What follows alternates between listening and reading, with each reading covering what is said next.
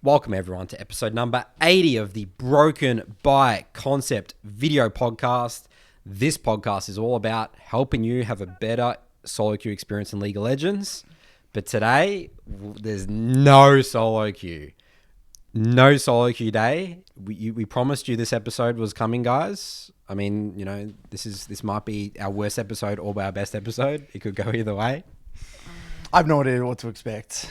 This is going to be a story time episode, okay? So, you know, Curtis and I, we're tenured veterans in the League of Legends space, right? You've been playing since season 1, I think. Sorry, I mean, you know, me season 2 and stuff. And, you know, we did the whole esports thing for a while. You know, Darwells, you're a coach. We traveled the world. At the end of the day, you know, it's not like we're like... Well, we've definitely skimmed over a lot, I reckon. Yeah, we're not like rock climbers and we've like done these crazy things. You know, like the story of the guys that were like rock climbing and they got shot at and like captured and stuff like... Yep. We're not like that. We're a bunch of gamers, guys. So these are extreme stories for gamers, right? Well, so what we're going to do... These are true stories. We're going to be talking about true stories. Yeah. Some of them may seem ridiculous, but these are real. These are real events. Because people ask us, how the hell, like, what is your story in a way, right? Yeah. We've definitely touched on the major events. Yeah. But there's a lot of behind the scenes that we haven't shared with the public ever. Like, I would say, actually, Nathan, as a percentage out of our experiences, Yeah. as a percentage of how much we've shared publicly, it's probably been like 10%. A lot of the stuff we just thought was normal as well at the time, right? Yeah, we thought it was normal, but it was not normal whatsoever. Especially for like a working environment. Yeah. So, so I need to re-jog your memory, Curtis, okay? So we're gonna start with we got my laptop out. Curtis is already scared. He literally walks in the door. He's like, I was like, shit. what is your laptop? We've got a laptop in front of us right now. Here we go. So, yep, we're gonna talk about some stuff. I mean, we might just have one story and it might be boring. This might be it. Just pack it in. One story. But maybe we'll keep going. We'll see how we go. This could be a short episode, a long episode. Okay. All right, so let's dive in here. So Curtis has not seen this at all. Oh, no. I obviously have to prepare this, so I saw this. But Curtis will know what it is. Oh no! All right, here we go. This is like a React podcast now. We should, you know, those React channels are really big these days. We're gonna react. All right, so here we go.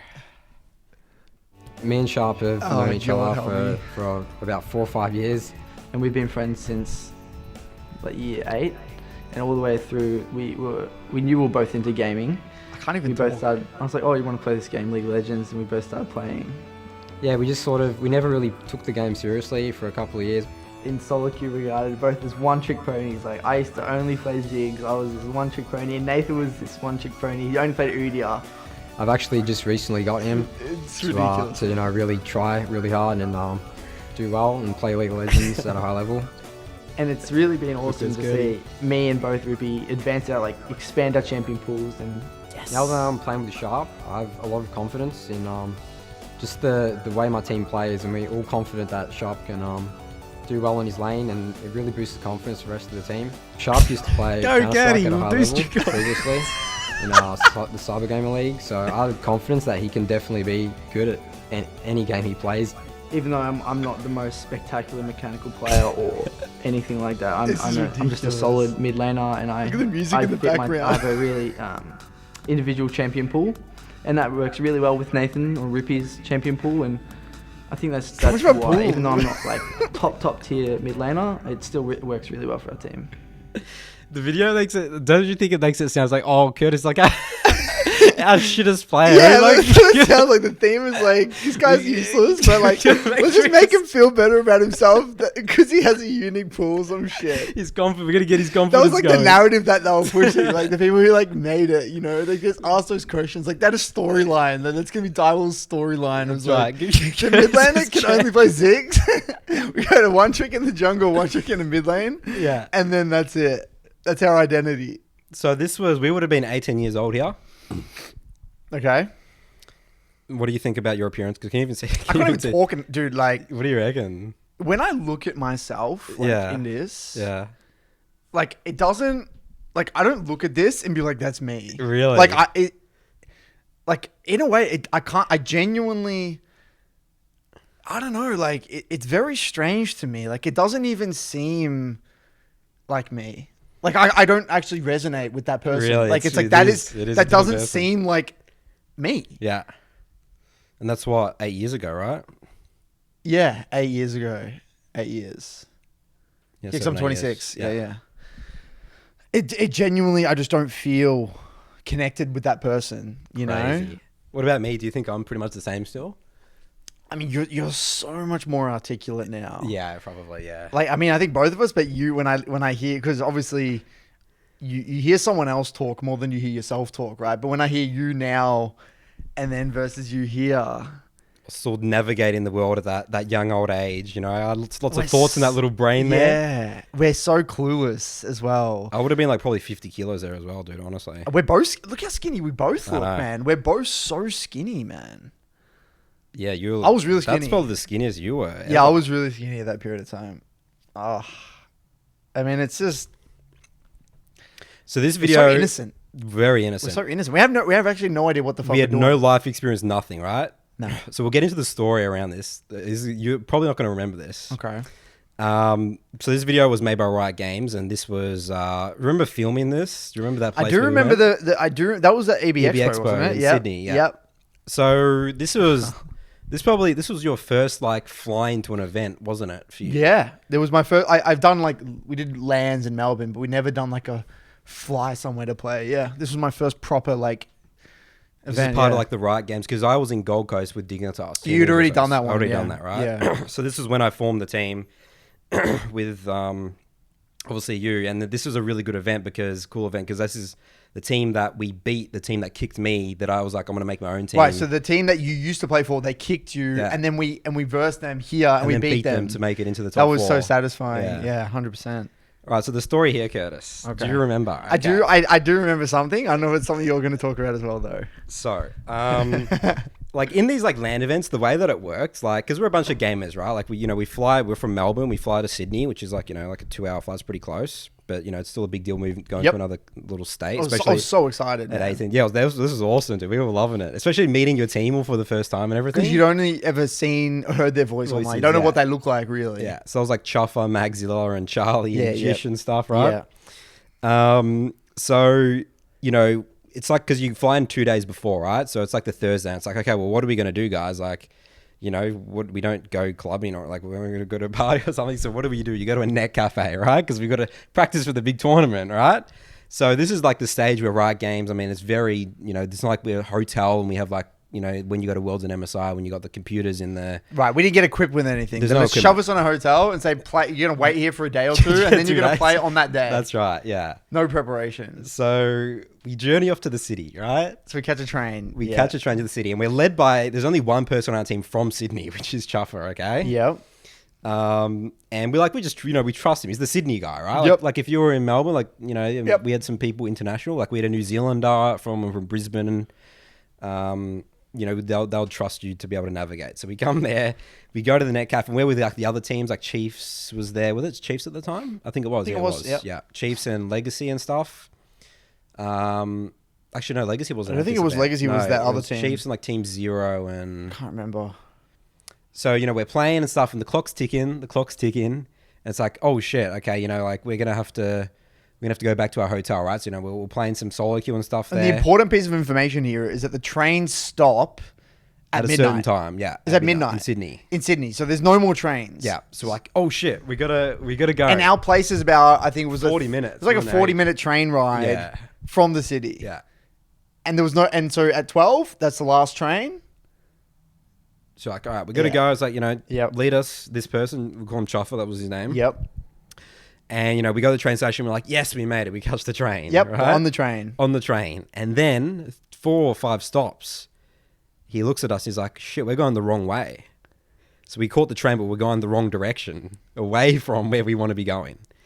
And we're like, oh shit, we gotta go back and go back. So then we got on another train, got back to the city, and then that was like the last train. That was the last train.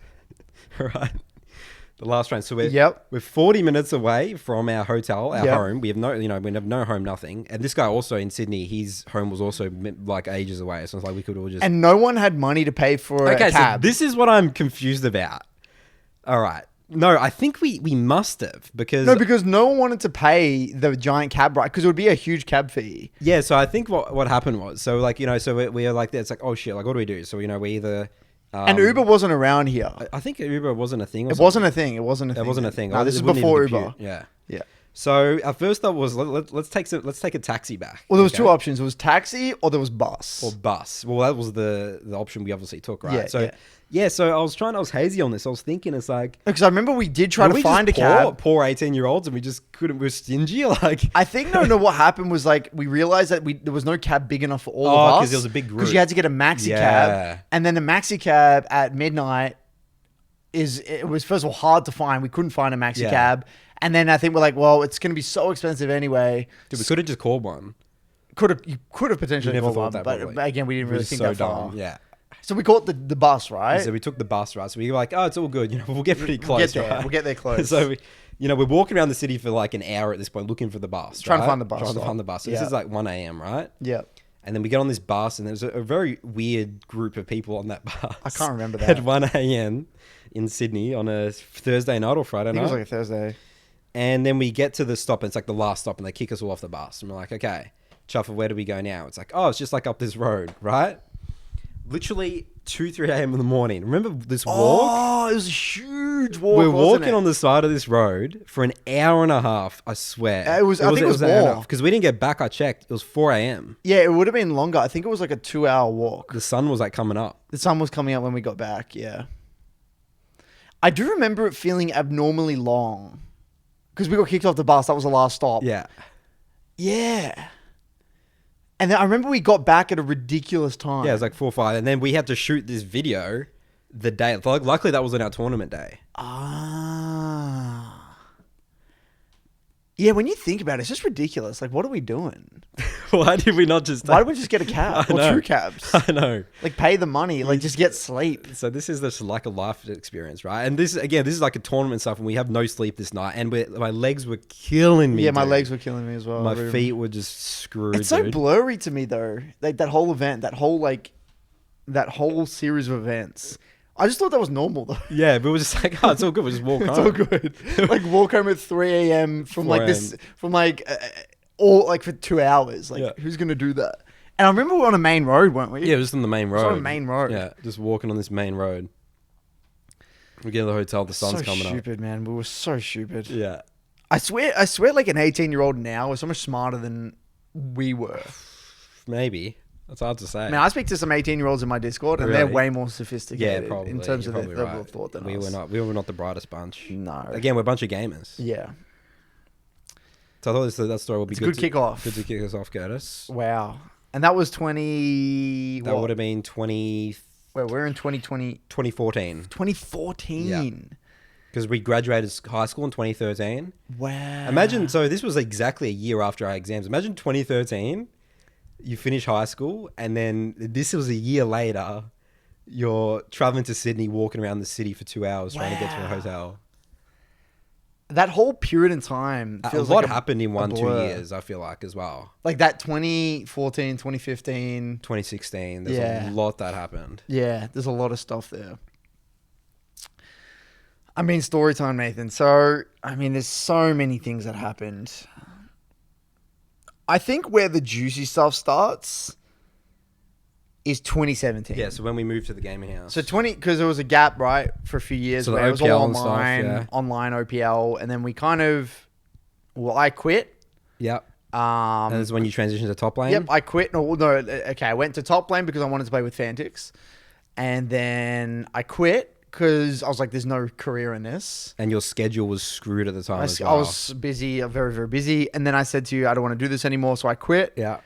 I do remember one thing, though. Oh, jeez. Do you remember the time where I skipped playing the game, the OPL match to go clubbing, and then we had to lie about it?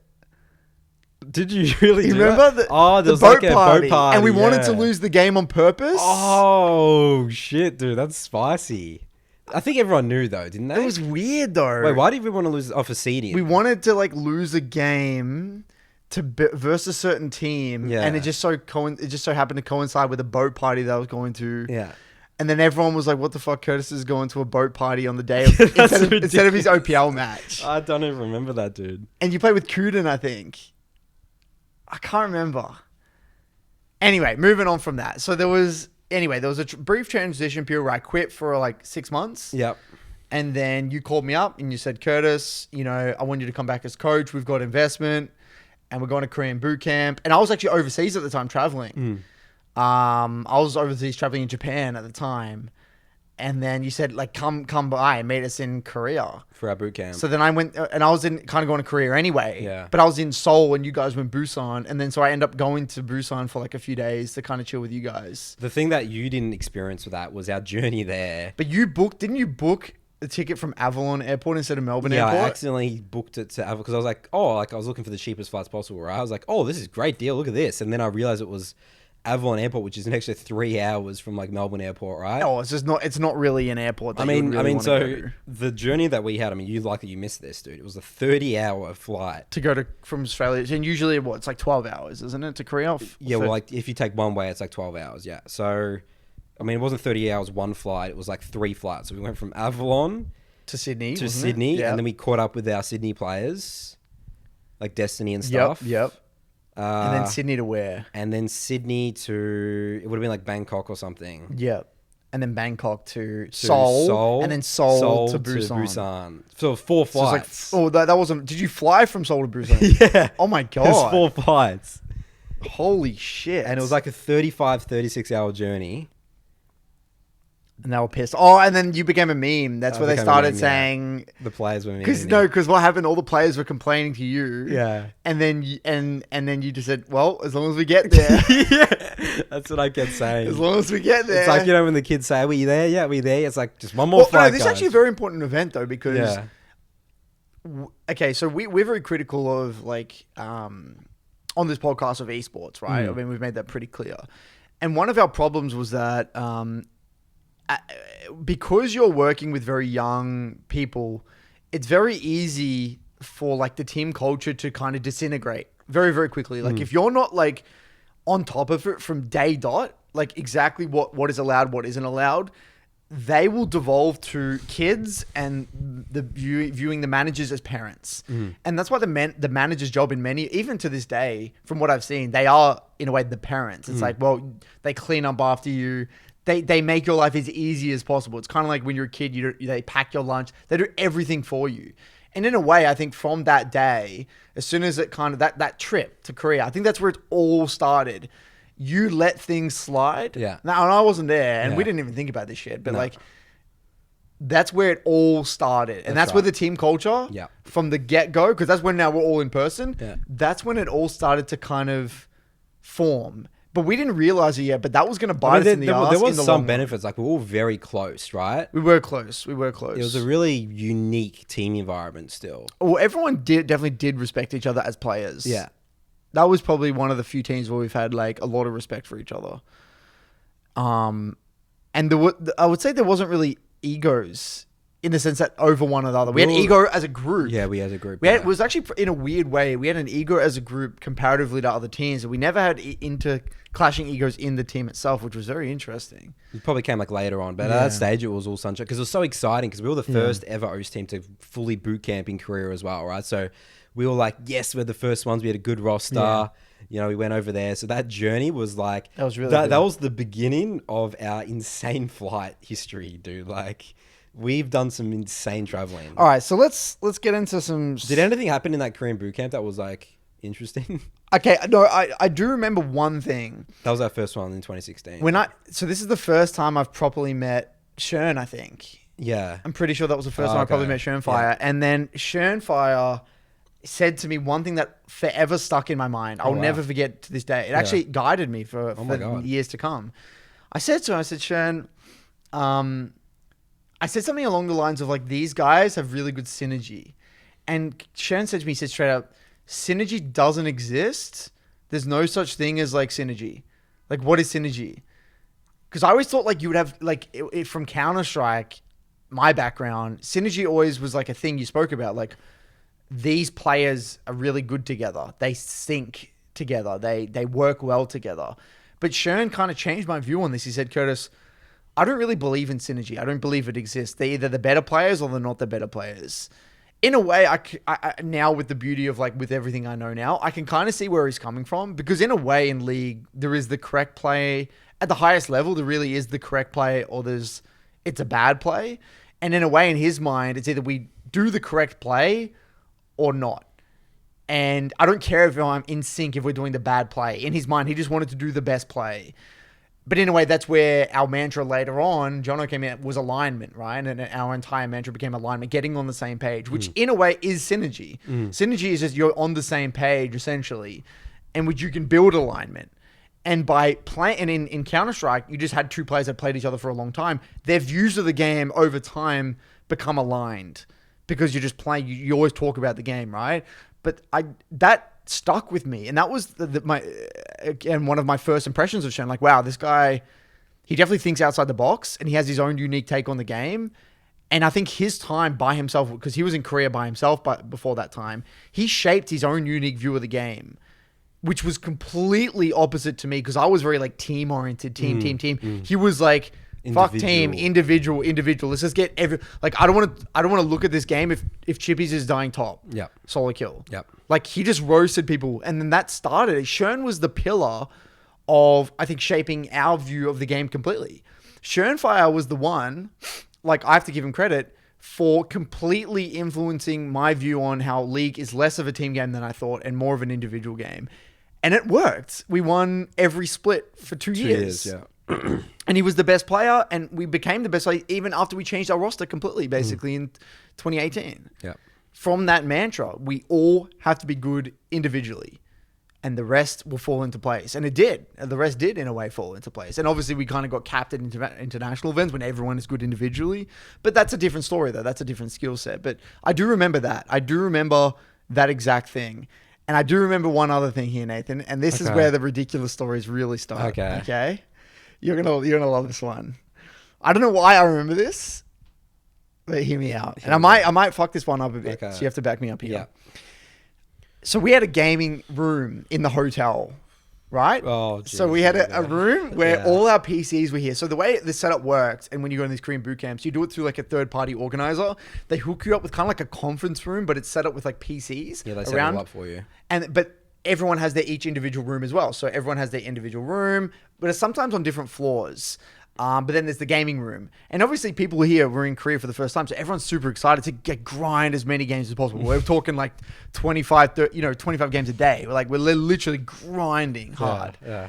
I got two funny stories, actually. I got to throw in another one. This exact boot camp. Okay. Anyway, I remember a player. We're not going to say names here. We're not naming names, but a player. This is true. He wanted to go to the bathroom. And was it because his place was too far away? I mean, no, it's like 3-4 minutes. Okay, well, he was lazy, right? Yeah. He was lazy. He could have technically got his key card, went down to the room 3 floors below, and just went down the elevator and, chuck a piss. But he really needed to go to the toilet. And because he wanted to, obviously play a lot of games and just didn't want to leave the gaming room, he literally pissed in a bottle. Right? He pissed in an empty water bottle, and then he put it in the trash. Yeah. And then when the cleaning lady obviously came overnight or whatever to clean the gaming room, was like, what the fuck is this? And then I had to talk to the manager. And then Nathan had to talk to the manager to explain, this won't happen again. And so the conversation was, sorry, our players won't piss in bottles again. And the fact that this We're like a bunch of animals or something. This was the start. And this is where we started to realize, this is... this may seem just completely ridiculous, but this is the norm. This story. This is gaming. This is gaming house. This is what it's like. Yeah. Unironically, you get very reclusive type players who do not socialize. They have zero life experience. It's just the game. We're talking toddlers essentially, because these people at this period of time, they played a metric ton of games, like grinders, like Tyler 1 level every day for years. These are what made them the best, right? So this sort of thing become the norm. No one would call them out on it in a way. It was laugh it off. Yeah. And I'm just like, what the fuck? Like, this is just... Because you have a bit more life experience. I was a little bit, but like, even though I knew that was just messed up. Come on, like, you got to admit that was just messed up. I wouldn't do that, no. And I think that was like the start. Yeah. We're like, okay, this is going to get interesting. This is going to get interesting. We haven't even got to the gaming house We yet. haven't got to the gaming house yet. No. Gaming house started. This boot camp was in end of 2016. The gaming house started at the beginning of 2017. We haven't even been in the gaming house yet. This is just a sneak peek into what would have potentially happened in 2017. Then the other little story, just a little small one, funny one. King was obviously the AD carry at the time, and he was struggling in his master tier promos at the time. And I remember I woke up super early one day and I wanted to play on a high elo account. I didn't have a high elo account because coaches didn't get the high elo accounts, right? So I played on King's account and won his master promos 3-0. And I versed Godv and beat Godv. I didn't. And then he woke up and I pretended like nothing happened. He went, what the fuck? Why am I in masters here? And he was pretty angry at me. Holy shit, you actually did that? What were you playing at the time? Were you playing I genuinely don't. I think I was just playing Oriana. Got it. I was like pretty good at Ori at the time. I was always good at Ori. Godv was like a meme out that Worlds or... He played for... Gold V. Everyone could beat him called Gold V or something. Because didn't he play for like an LP? He was an LPL player. I can't remember what team he played for.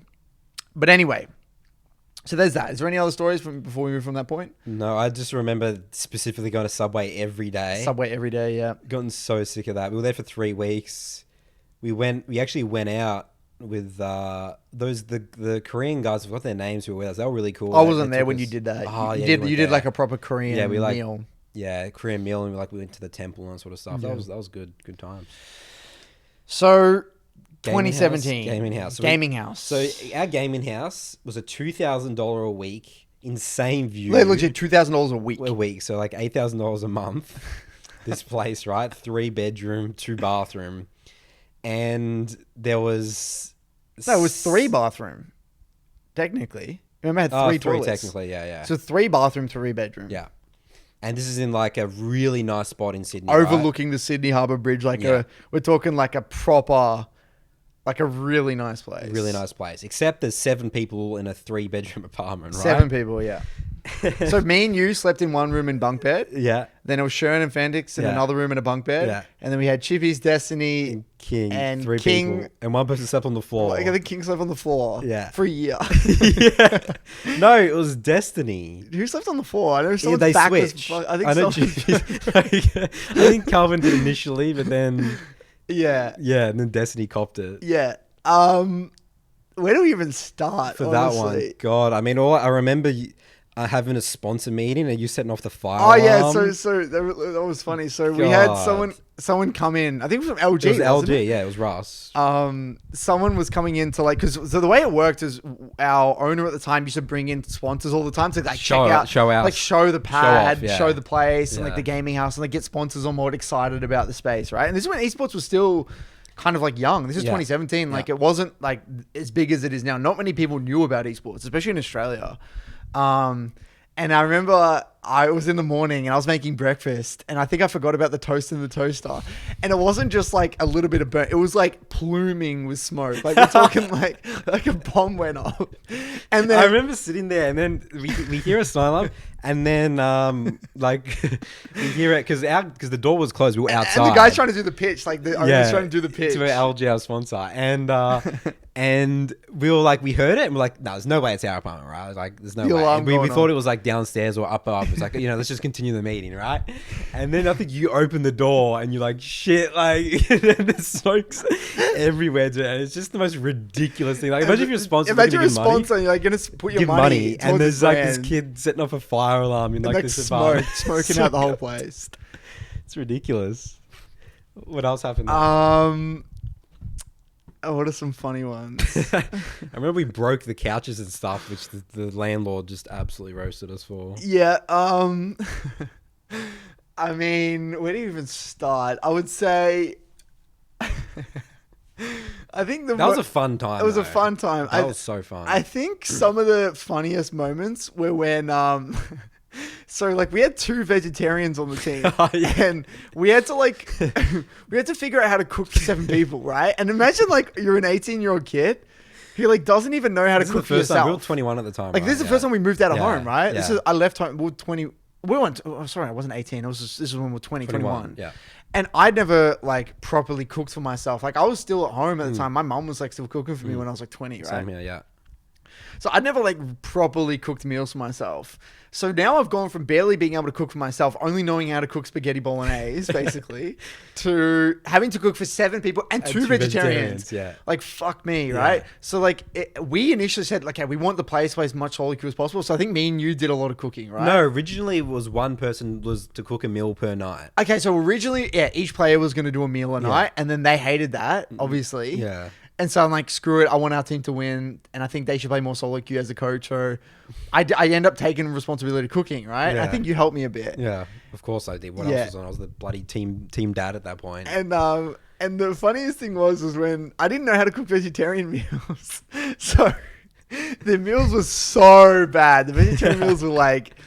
It was literally like beans. Like, it was just like baked beans.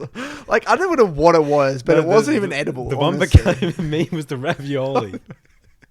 So the easiest thing for us to get, the easiest meal to cook was packet ravioli. Packet ravioli Like, with spinach and ricotta or something. Get like a packet. Chuck it in boiling water. Literally get a packet from the supermarket, chuck it in boiling water, and just get like some shitty tomato sauce and just chuck it on a plate. And tuna over it. And the vegetarians were like, what the fuck is this? I can't live off ravioli every day.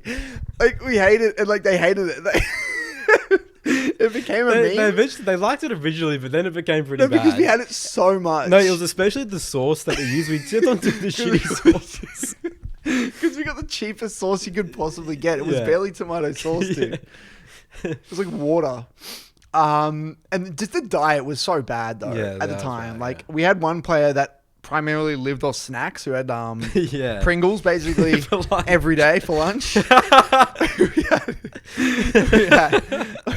Most players were having like cereal and then Pringles and then fucking ravioli for dinner. It was the shittest. And Super Dupers, that's it. Well, what eventually happened, they went out for lunch every day. Yeah, that's what became the thing. They ended up just...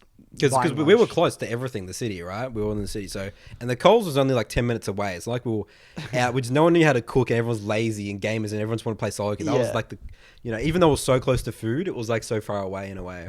And at this time, I was still like, I had no idea what I was doing as a coach, right? Like, I had no...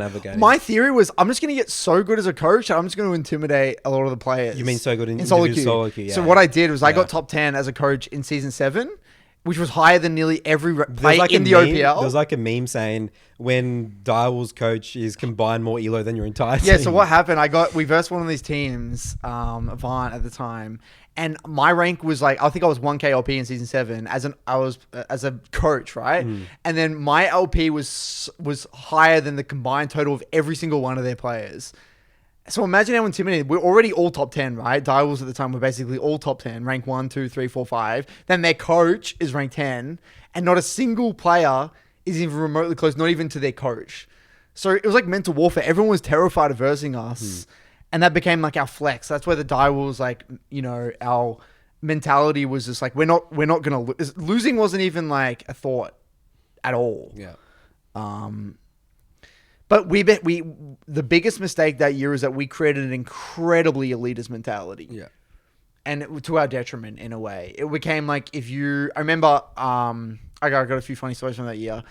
I remember one where our mid was having like a really bad time and he was like getting beaten down mentally. Like it was so bad that he didn't even go out for lunch. Like he would just play solo queue. He would scrim. It wasn't talking at all. Wasn't talking to anyone. We did mute and scrims.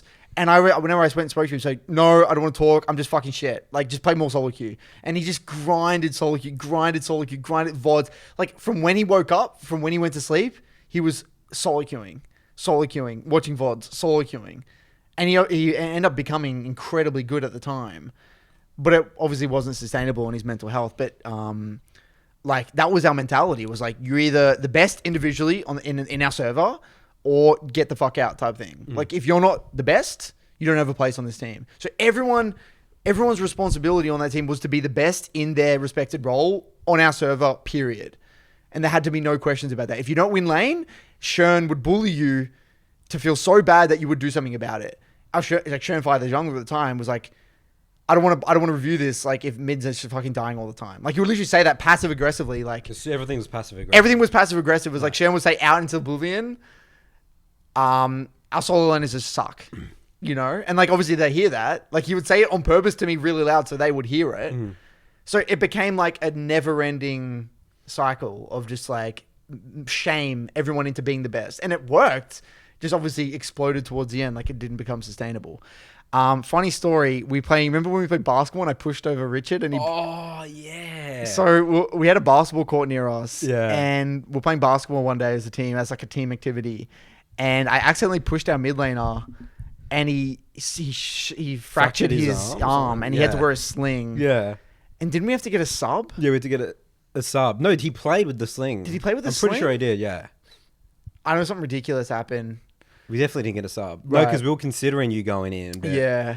But he just played with the sling. He just played, yeah. It was pretty messed up. Because I remember I said, it's fine. Don't worry about it. Because I was like, there's no way it's fractured. Like, it didn't look that hard. It didn't look like that, like a big fall for me. It was. Like, he'd actually fractured his arm. Felt pretty guilty about that one. The Brazil trip was insane. That was the insane jet lag. That was the first time we experienced jet lag. That was our first international event. Was Brazil 2017, MSI 2017. 2 15-hour flights. So this was not me booking it. So we went from Australia to Dubai and then Dubai to Sao Paulo. Yeah. 15 hours. They were good flights. Like Emirates, it was good. I mean, I was stuck next to like this huge dude. Oh, were you really? For the sake of, I didn't move for 15 hours. Dude. I couldn't get out of my chair. Yeah, that's like, remember the Destiny had the blood clots? And the Destiny to the hospital. Yeah, one of our players didn't move for the whole flight. Yeah. And then, because you meant to move your legs. Yeah. And he got like blood clots in his leg and he had to go to hospital in Brazil. And like, we thought he had to amputate. Amputate his leg, dude. Oh, Jesus. Just another complication. And we were so jet lagged. Dude, the jet lag was unbelievable. And we're just trying to perform. Like, we had to play in a few days and people were falling asleep during the day, like during the time we're playing. Yeah. One of our players, before we were going into stage, was literally sleeping. He had to sleep. He was literally sleeping on a beanbag, I think. Yeah. As we're about to go into stage, on stage.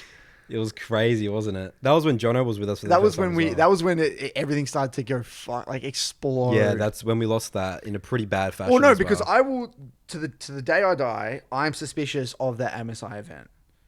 Oh, really? Because I told you, no one played Ivan. Yeah, it's a bit off. And we had a game one strategy versus Red Canids, a Brazilian team, was to first pick Ivan. No one knew that we were going to do it. We didn't but they did. We did it against Legacy. We did it one game. Yeah, but they thought we'll do the same thing. But we didn't play it for the rest of the games at all. It was one game of the best of in a 4-game series. The fact that we would first pick it, and they did, and then they first picked it, and we're like, what? Then they didn't play it at all. Yeah. So we got completely thrown off, and I always think that something suspicious happened there because we're in the home country. Whether someone hacked our computers or whatever the fuck happened. Something happened. I knew it's a conspiracy theory. It's a conspiracy theory, but I am still suspicious about what happened there. It was a bit strange. But yeah, that event was an absolute disaster. Yeah. Okay, so that was MSI.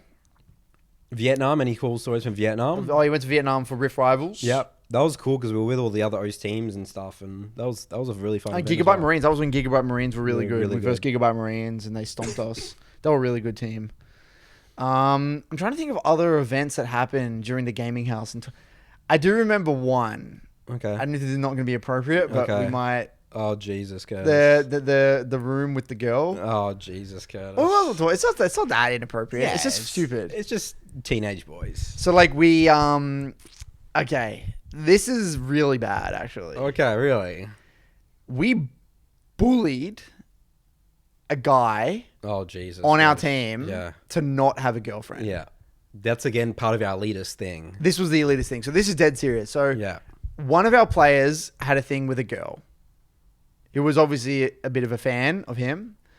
And obviously him being, not getting any attention from any girls, being an 18-year-old kid, was like, he couldn't say no in a way. He's like, whoa, holy moly, this is the first time like a girl's really giving me attention, right? Super exciting. But we were like really wanting to win. Like if you weren't playing solo queue, like what are you doing? There's nothing else to do here. You got to scrim and then solo queue and then scrim and then solo queue. Like that's it.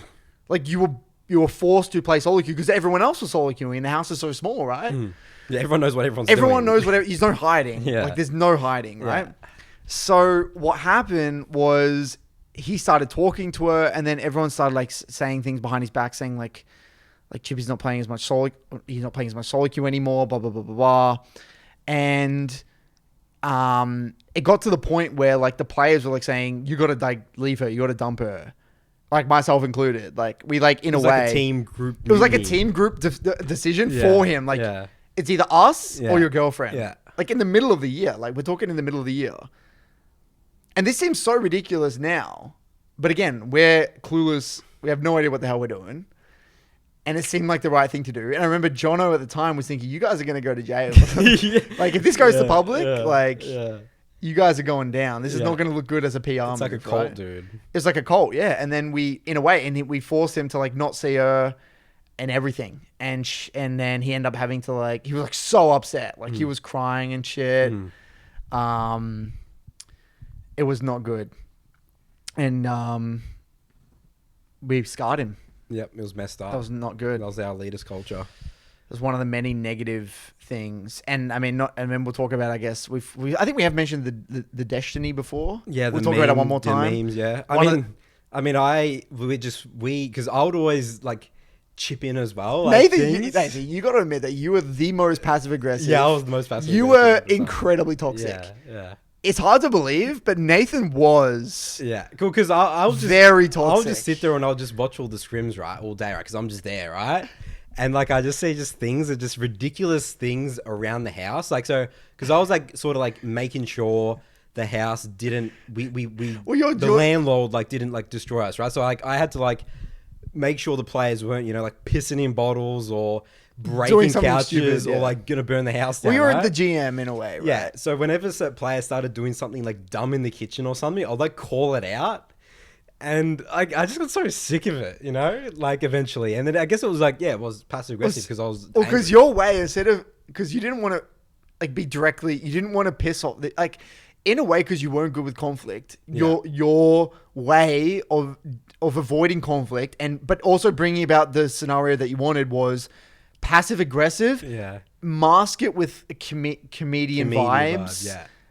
And then, but it still gets the point across. So, let's give an example. You made this one up, right? The Destiny, right? Yeah. So, we had a player, Destiny, who's still in NA right now.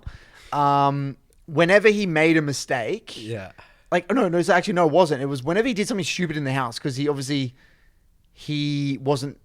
Yeah, that's right. He did a lot of stupid things in the house. He was very young at the time. He was very young and he was very immature, and like he'd been babied a lot by his parents, obviously. So he wasn't really good with like just living environments. Yeah. So he would do a lot of things that were just like, what are you doing? Right? Like, for example, like, I mean, I can't remember, but he would just do something like put something somewhere really random. Like, why would you put that there? Or why? I actually can't remember anything specific. I can't remember anything specific, but it was really basic stuff. Yeah. And then you called him out one day and because you were so like, how is this possible? So yeah, that's right. Yeah. And you're like, you said the Destiny. You called it like the Destiny. So in a way, the Destiny was synonymous with. And then it was dragged into scrims. Well, fuck up, right? Destiny equaled fuck up. Yeah. Like that's just stupid. But then it got it got people, obviously the team. So when you make bad plays in scrims, then the players would say it as well. Well, so if he messed up in a game, everyone would say the Destiny. Yeah. Right? And then that started to take a toll on him mentally because every single time he's making a mistake or he's like walking on eggshells everywhere because everyone's waiting because it was funny. Everyone was laughing when everyone said it. He was like scared to do anything. Yeah. And he cracked it one day. He's like, I fucking had enough. Yeah. And then end up leaving. He quit in the middle of it. Like he told me, I'm going home. He literally went home. I'm like, fuck, we got to find a new support. We had to like convince him to come back. And we're winning. This is when we're winning. We haven't lost a single game. That's the key thing with esports. The interesting thing is, even if you're winning, like if you guys are curious why roster changes change all the time, it's because even if you're winning, everyone just hates each other. In a gaming house, the way it is that you're going to hate each other. Designed to hate each other, even if you're too much winning. conflict. Too much conflict, yeah. And no one knows how to deal with it. And no one is good with conflict, because everyone's so young. And even the leadership is very poor. Yeah, dude, I don't know what the fuck I was doing. Yeah. We didn't know what the fuck. But even now, we've seen it. Yeah. Obviously not as bad as it was, but, still bad. But that was, you know, a classic example of that passive aggression. And that passive aggression, because it's coming from the top, from Nathan and me, from the coaches and like the staff, it just had a trickle down effect in the entire culture of the team. So everyone was passive, and that was condoned. That's right. So I had this elitist, passive aggressive, toxic, fun environment. And that's what it was. That's what it was. Closing up the house. All right, we'll make this this will be the last story then of 2017 before we move on. Okay. This was the best story, dude. I love it. We even started this one. It's super simple. It's about a week till we have to leave, because this is when we win that split. So we won split 2, and then we made Worlds and we're the host representative, and we got to go to Wuhan, China. Wuhan, China. Yep. No, wait, we got a boot camp first. Did we boot camp that? I don't think we did we? No, we did, 100%, because that's when Jack K's was with us. We did. Yeah, we did do a boot camp. Yeah. Yep. So we were going to go to Korea, right? So this was a week out, and we're like looking at the house. I was like, it'll be fine. Like, we'll be able to pack this up, because we're not going to come back to the house. It's literally like, leave this house. Also, the way the rent was structured, or the lease, was that we were leaving as when Worlds when started, in a way. So like, in a way, we were having to pack up the house, put it all the way into storage essentially, and then leave for overseas. That's what we're doing, right? Yeah. So we had to simultaneously pack to go overseas and clean the house ready for like an inspection. That's right. So we literally we could get our bond back. Literally like move everything. We had like removalists come in and stuff, which was a disaster. And then obviously we have no food or nothing, right? So we order some takeout, right? We get takeout. I can't remember what we had. It was like Japanese or something like that. And then you like wake up sick. Remember? Was this in 2017? Yeah. I was sick again. Yeah, food poisoning. Don't you not remember this, Curtis? This is the best story, right? The thing, we were doing like some mainstream media a lot of the time as well, 2017, right? And we had a shoot at the Sydney Cricket Ground because we partnered with SCG. I thought this was 2018. Curtis, just follow me on here. This is 2017, okay? Okay. So before we got into Korea, this is when we just got partnered with the Sydney Cricket Ground, which is like a historic Australian, 70, 80,000 seat stadium, huge thing. It was a huge deal for us because we were going to have our performance facilities in 2018 there, right? Right. And we're doing like a article for the Sydney Morning Herald or something like that. It was like the big newspaper. Yeah, the Herald Sun, wasn't it? And, so we're still packing the house again that day. And then we got to go at like 10 a.m. to the Sydney Cricket Ground to take some photos, right? And Curtis is like feeling really sick, like all the way there, really sick all the way there. And then, he's there. And then... we're taking the photo in the middle of the Sydney Cricket Ground. Before we get to the ground, because Curtis felt so sick, Curtis was like, I need to drink something. So you got a Gatorade, remember? Yeah, we got a Gatorade you drank. Okay.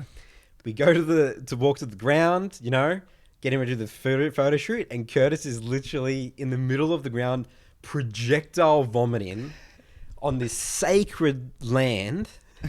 This is where like India versus Australia. And the CEO. The executives. It wasn't the CEO. It was one of the executives at the Sydney Cricket Ground is watching this player vomit in the middle of the Sydney ground, just blue before projectile. The photo shoot. And you were like vomiting so much. I was on my hands and knees. I was on my hands and knees just vomiting. In the middle of the cricket on the grass, right? And God damn it. And you were so sick. So we did the photo shoot. You mustered up the energy to do the photo shoot. You still felt so sick, and you like slept. You got back, you slept, and we were leaving that night. I'm pretty sure. Yeah, we were leaving that night. Oh, you're right. Yeah. And you were so sick, and I actually don't even know how you boarded that plane. No, because I remember I felt really, really sick, and then I spoke to the owner and I said, I can't get on this plane. What happens? Can I go later? He said, you can't. You got to get on. Like the tickets are too expensive, and you need to be here with the team. Yeah. And so he says, you're not allowed to get on if you're sick, but if you can kind of hold on and pretend, pretend you're okay and get on.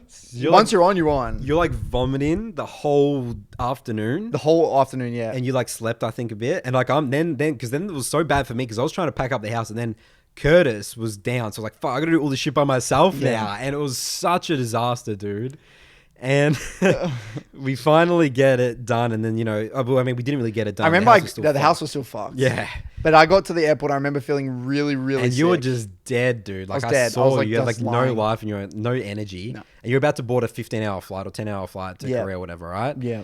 And and then I think you vomited like once or twice at the airport. And And then you got on the plane, and then you didn't vomit. No, I instantly slept. You instantly slept. I fell asleep, and then I slept the whole time. And then you were like, I woke fine. up and I was all good. That was so lucky. It's so dude. weird. I was so scared you were just gonna be vomiting the entire flight. Yeah, dude. me too. And I just passed out instantly.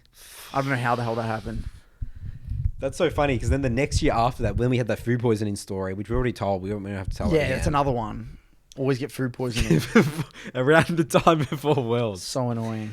So that was one of those stress. I lost like probably 10 years of my life from that event. I remember you were week. so angry. I remember you saying to me in the car, snapped. you're like, because there's actually been very few, I think there's probably 2 moments ever Really? that you've, I think, snapped. Yeah. I think there's only been 2 moments. Yeah. One of them was this one. Yeah. I remember we were driving to, we're dropping off to the airport. Yeah, we're driving to the airport, and then it was just me and you in the car, and you said, Curtis, I fucking had it. Yeah. Like, I just can't do this. Like, I'm just done. Fuck what everyone else says. Like, I don't give a fuck about that place anymore. Like, you just went off, man. Like, you went. I did. Like, you went ham. Yeah. And my face was all red. Yeah, I've never seen you like that before. Yeah. Like, you lost your cool, dude. I did. I'm like, all right, yeah, don't worry, it's done, man. It was done. I just fucking snapped, dude. You snapped, man. Okay, so that was 2017, and then we went to Wuhan. We had a close game with Cloud9, but we lost. Yeah, it was brutal. Okay. 2018. So then we did a boot camp, remember? So we changed our roster. Yep. We got triple and cupcake. Triple then we did cupcake. another boot camp. So we got to Korea like 3 times. Again. So we literally went to Korea 3 times. Okay, let's talk about the 2018 gaming house. Okay, so that's with the facility. So it wasn't a gaming house anymore. So what it was, we had off-site accommodation. Yeah. And then we had like a house. And then we had offices in the which SCG. was the Sydney Cricket Ground. So it was like an office, Sydney, which was like you wanted to kind of separate like the That was our work philosophy. environment with like the home environment. Because we were like, fuck the gaming house, this shit sucks. Yeah, because the gaming house was terrible. Our experience with the gaming house was so bad. Like we wanted to do anything to avoid that. Yeah. Because it was so casual. Like you're always there, chilling and focusing. No professionalism, no professional. Nah, it was really hard. So we learned from our mistakes, the bullying and everything. We tried. All right, So we tried really hard to like fix let's make it everything. professional. So anyway, I remember when we got told to set up that house, right? And imagine where, again, we get dropped off at this house. It has nothing in it. Zero, right? And it's an old house, just floorboards. Yep. And it had I think at the time when we even went in, it had no electricity. I think even the first time we got in there. And it had no internet, no electricity. And then I think we get the electricity turned on that night or not? When we slept there the first night? I'm pretty sure we must have, yeah. All right, but anyway, all that was there was 2 mattresses. So no bed frame. Nathan was in one room on a mattress. It was hot as hell. And I was in another mattress on the floor. We're just sleeping on the floor. There's nothing. Imagine like an abandoned house with no fridge, nothing. All that was there was 2 mattresses. So you think of it like we're like homeless people, right? Yeah. So a suitcase. We had no fridge, nothing. I don't even think there was even sheets on the beds. I think we scrounged some sheets, yeah. Right. So anyway. It was summer in Sydney as well. It was well, summer in Sydney. And so it's hot as hell. No air conditioning in this house. There's no air conditioning. No air conditioning. It's an old house. And we don't even think we had fans at that point in time. No, we didn't. So we had no fans. And I said, all right, good night, Nathan. And I think, we did have electricity. I turned the light off and I'm lying in bed and I'm just there. I'm trying to go to sleep and I felt something on my foot. I'm like, what is that? What is that on my foot? And then I got my phone and I shone the torch and there was a huge cockroach on my foot.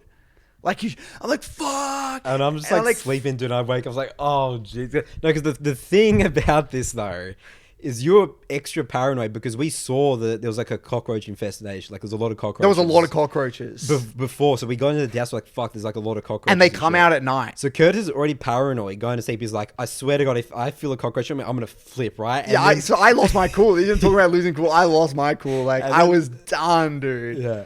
Like, I was already like, fuck, just get me out of here. You know, I don't want to be in here anymore. Yeah, so and then I remember waking up and I was like, because I went to your room. Yeah, you went to my room. So what I did, I literally like a baby. I went to Nathan's room. Said, Nathan, can I sleep with you?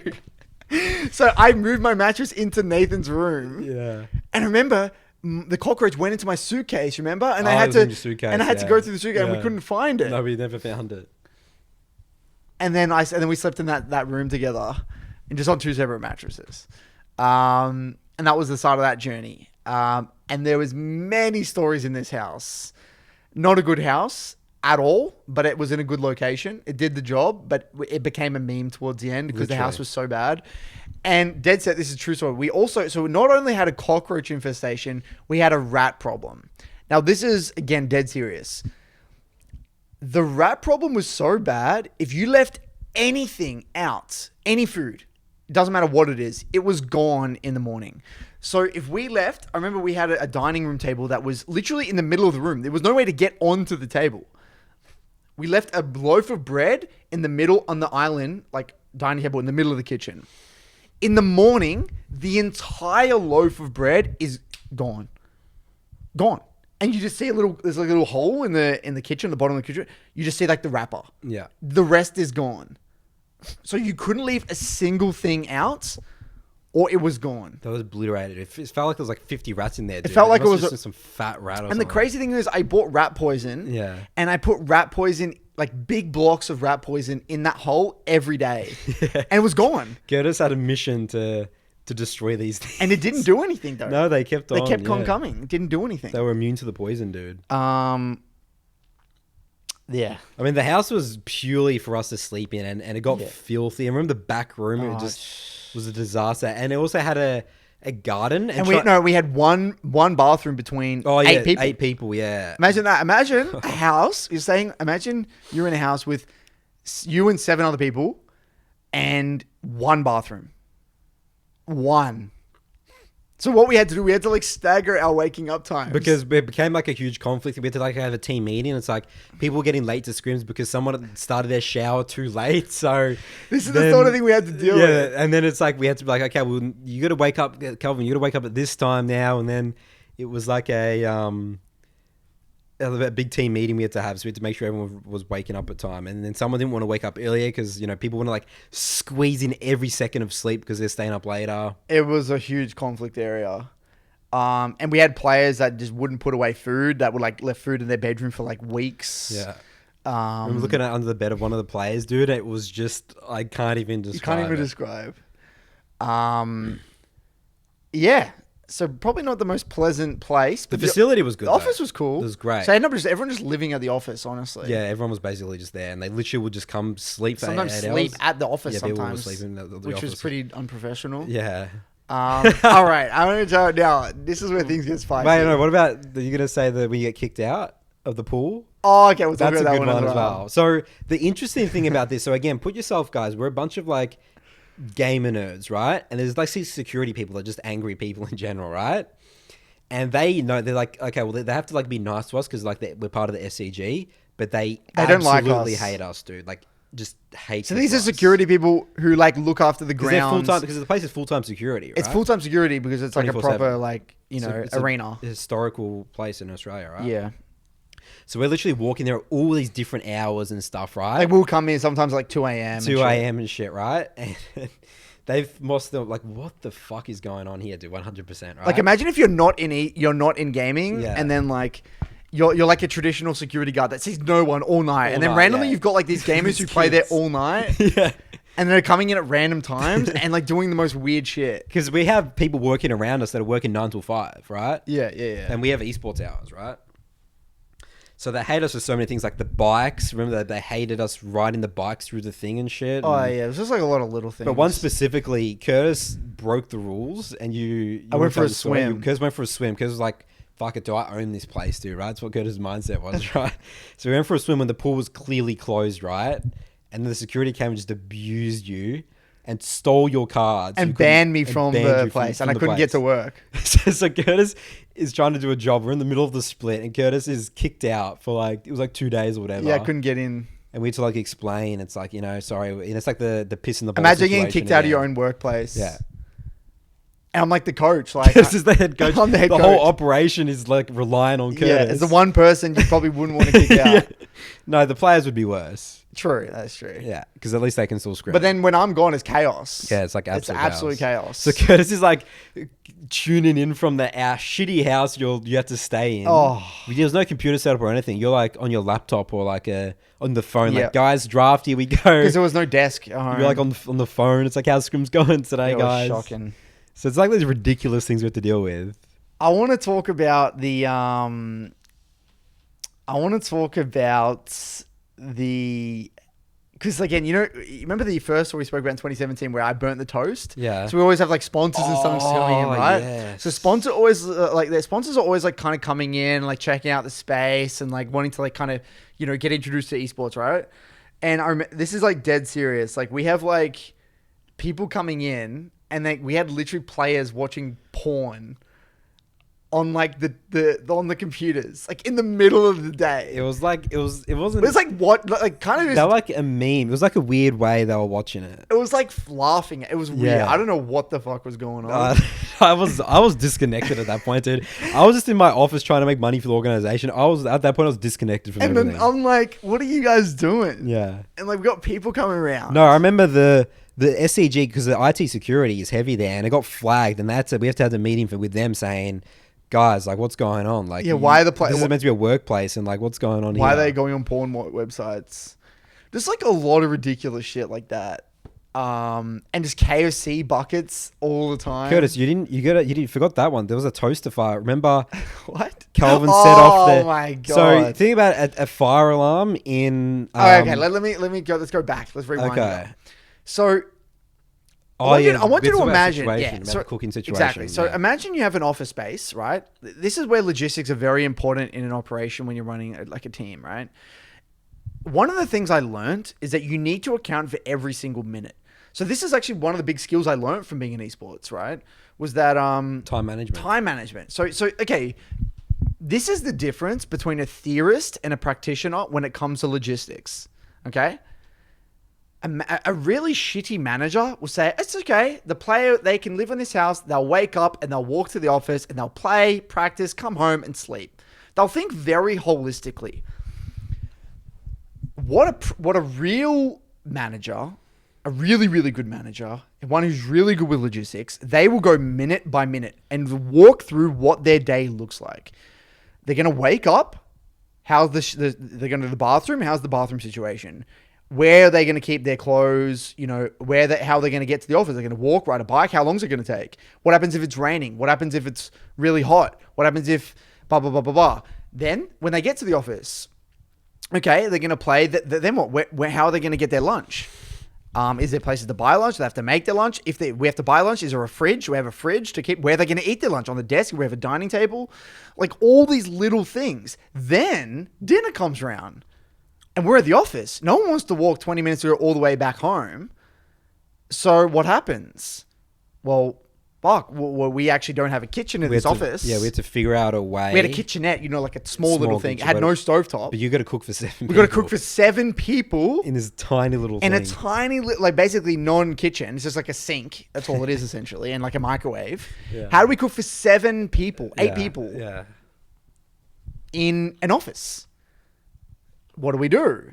Okay, we fucked this one up. We had to buy a portable stovetop and start cooking meals inside the office.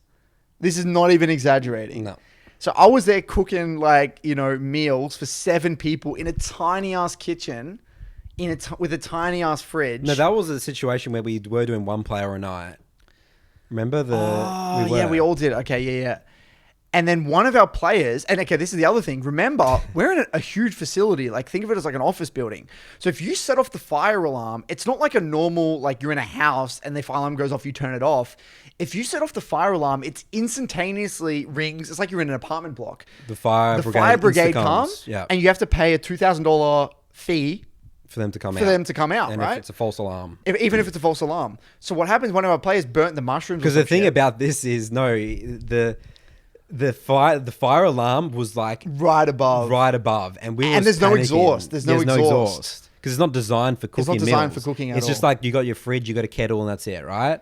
So we're literally trying to navigate in this kitchen around this fire alarm, and then one day, one of the players leaves. He was cooking butter, and butter and mushroom. It just burns. If you just leave it, it just burns, right? This is the middle of the day. The fire brigade comes, dude, and literally. Like, I remember we set the fire alarm off. And we're like, and we were panicking, dude. I'm like, it's game over. We thought it was just done, dude. We was like, this is finished. Because the security already hated us. They already hated us, yeah. Like, this is their excuse to get us out of here, So we set it off, dude, and the fire brigade comes. Yeah, it comes. Fire engines. And then there's a false alarm, and then they had to leave. And then there was a 2000. Like luckily the SCG, we all, so the security guards had us, but the SCG executives, they liked us a lot. So they sort of like covered the fine and sort of like apologized for us and stuff. But I mean, we were going on thinner and thinner ice. Yeah. So that was pretty crazy. So that's that cooking scenario. Yeah, so I mean, a lot of the stuff, again, that we'll keep talking about is like logistics. Like Curtis and I, we had to think about logistics of players' routines and just how to optimize performance and all sort of stuff to the minute and everything. We got really good at it in the end. Like I feel like by 2019 we were masters. Yeah. Like we could set up a house, we can run a full schedule for like a full team with like to the minute, and it'll be great. We actually had a really great operation towards the end. Yeah, I was impressed. But it took 3 years to get to that point. It took 3 years. That's why I said I actually wasn't a coach until the end. By the time I quit, I didn't actually feel competent as a coach until not 2017, not in 2018, not even until the end of 2019 did I really feel like, okay, I kind of know my shit. It's after 3 years all of these international events, full on international events, gaming houses, literally thinking about the game and being in it for all day, every day. No one could possibly work harder than me. It's important. There is no one that could work harder than me, ever. You're optimizing even in between your lunch break. You would like read in between and everything. I literally got my schedule was. People ask like how I became a beast. In 2017, 2018, 2019, my schedule was like I literally to the minute. No, it was only 2018 you started this. 2017 it was. 2017 I started reading hardcore on the second when John started coming. Second half of 2017 is when it started. But 2018 when my schedule really started getting insane. But even 2017, I was taking notes and reading in the morning and going for runs in the morning. Like I was waking up, like exercising, meditating, reading, taking notes on the books I read, in between, like always researching, watching VODs. Like there was nothing else in my mind apart from how can I be the best coach in the world? Nothing. 24 hours a day, 7 days a week. No holidays, no clubbing, no nothing. Yeah, there's no going out. There was no going out. No. I told people I went out like less than 5 times in like 2 years, dude. 3 years. 3 years, yeah. Like, that's where it all started, you know? And we became masters, Nathan, of logistics and management. That's what we became masters of, really, at the end of the day. And people. And how people interact and why they do the things they do. And I don't blame any of the players for anything they ever did because they were a victim of their circumstances. It was a victim of poor leadership. It was all, at the end of the day, us. Like, we failed. Absolutely. But we had to fail. Yeah, we couldn't no way. There was no way. There's no one that could have done it anyway, and this is why, Nathan, in a way, we believe the only way to be the best jungle and mid coach is by doing it for years non-stop. Yeah. Because you can't theorize what problems you're going to face before you just do it. You just got to get into the thick of it. We got dirty, dude. Just get dirty into the details, man. Like those 3 years were dirty. Those were as dirty as you can get, man. Like, you know, making fuck all money, just working like dogs every day for years. You know, and that experience was invaluable. The amount of learning, like it feels like we came in as 21-year-olds and left as 40-year-olds. Literally, yeah. You know? Yeah. And all these learnings we've been able to apply to the Soul 2 and Midland Academy, like why do we structure the Soul 2 and the Midland Academy like we do? Because it's not about how can we scale our businesses so we don't have to coach. No, everything we want to do as much coaching as possible because that is the only way you become the world's best coach. Funny thing, I said this the other day, I was saying, and I was kind of reflecting over my holiday the last few days, I never, ever, ever would have thought how complex being a mid lane coach was if I didn't do it like this. Like, I look at the coach I am today as a mid lane coach, I never would have thought it was this difficult a year and a half ago. Well, there's so much more to it. So much you didn't know. So much I didn't know. Yeah. Like, you just cannot compete with me as a mid lane coach. No matter who they are, what rank they are. This sounds egotistical. You can't because you just don't know people and you haven't done enough sessions to really know people. And we know this from our time in Direwolves. It doesn't matter how cool something sounds in theory, how much previous experience in other fucking endeavors. Like, you don't know what it's like to do this thing. Specific thing. Specifics. Run 5 players, esports operation. And that's just where we just hated the theorists. It's like, we're in the shit every day doing this. No one knows it better than we do. And the only reason we got competent is because we put ourselves in the fire. And we failed. We got burnt many, many, many times. Like, I failed as a coach. You wouldn't even believe. I literally made players cry. I made a player throw their keyboard into the wall and their keyboard explode. I made people want to quit. I made people want to go home. I made people literally just, they yell at me. Like, I was like, I failed so many times as a coach, man. Yeah. God, what a time to be alive. It was great. When Curtis, it's funny because we're talking about this now, but Curtis, whenever we're with each other, we always reminisce on like certain aspects. I mean, we think about this and how this maybe applies to what we're looking at here. Or what about 2018, Curtis? What else? So what else happened in 2018? Then we had another Korean Bootcamp. That was the food poisoning story. Well, I do remember we mental boomed in the middle of 2018. Remember, because the whole alien thing. So one of our biggest conflicts was in 2018. We were feeling pretty good. Again, I was disconnected. This is we were exploding riff rivals. We exploded. That was when we turned things around. No, so we went to MSI. Oh yeah. In Germany. Yeah. In 2018, and we versed Supermassive, and one of the games, and Zynot was the AD carry of Supermassive at the time. Incredibly good AD carry, very, very good AD carry. And one of our players commented that he came out of the game and he said, "Oh, this guy's just an alien. Like, he's so good. He's an alien." And Schönfire picked up on this comment and it infuriated him. Because in Schön has the ultimate growth mindset, right? Like, Schön was like, from the ground up, like, that's why we respect Schön so much, in the sense that he came from nothing. He was the opposite of talented. Yep. Zero talent and grinded to be one of the best, right? When he heard this statement, he's like, what's the point of even playing if you view your opponents as aliens? Like, I don't want to play with you. Like, if you think this guy's just an alien, he's just genetically superior to you. Yeah. I don't want to get fucked. Yeah. And that aggravated him, and that lost so much trust for Schön. And I thought that was it. Like, I thought we couldn't recover from that. Like, when you go to international events, because you're going from your own little universe, your own world that you control, to this complete unknown versus players that you don't verse, metas shifting completely. You're in a foreign environment, jet lags as fuck. Like, it's a very, very chaotic environment. Chaos and conflict get risen tenfold. Like, everything is magnified, like, by a metric ton. So our conflict that was already present just got exploded. And we had to do like a therapy session for like 3 days. Remember, we went to the garden and like did all these exercises. Like, that was a shit show. Yeah. And we recovered, luckily, somehow. But that was not clean. I'm trying to think what else in 2018. I mean, just again the cooking situation, because we moved into another facility, and this facility specifically, after a football game would happen, like our cooking area was like a little lit up, and like we're literally like cooking this one night, right? And the game's going on. Okay, right? Let's set the scene. Let's do a better job of setting the scene here. Imagine for those of you who've been to an actual big sporting event. Let's say you're going to a local NFL game. Imagine, right, you're coming home from an NFL game, a baseball match, whatever, and there's crowds and crowds of people walking out of the event after the event's finished, right?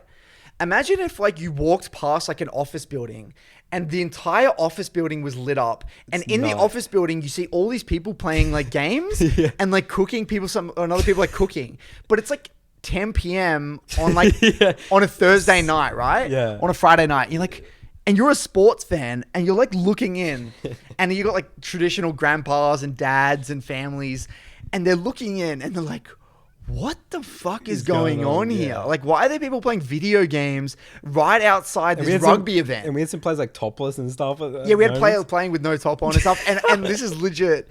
Then like kids were like running up to like the window, jumping and knocking on the window saying, Fortnite fags, Fortnite fags. Yeah. That's literally what they were screaming, Fortnite fags. And this is, I think, when Fortnite was like becoming big. Yeah, it was big in 2018. It was just ridiculous. Yeah, it was... All right, so we're still in the middle of 2018. So, okay. We're in this office now. We've got a bigger office space. We actually moved an office. It was insane, dude. We had had a really, really good office space. Because it was going to get knocked down. That's why they sort of they gave us like a whole floor, essentially. Yeah. It was really, really good. We had ping pong table. We had TV, couches. It was pretty cool. It was a really, really great setup. Really, I had my own office cubicle. Literally, everyone had their own offices. It was so good. Yeah. It was so good.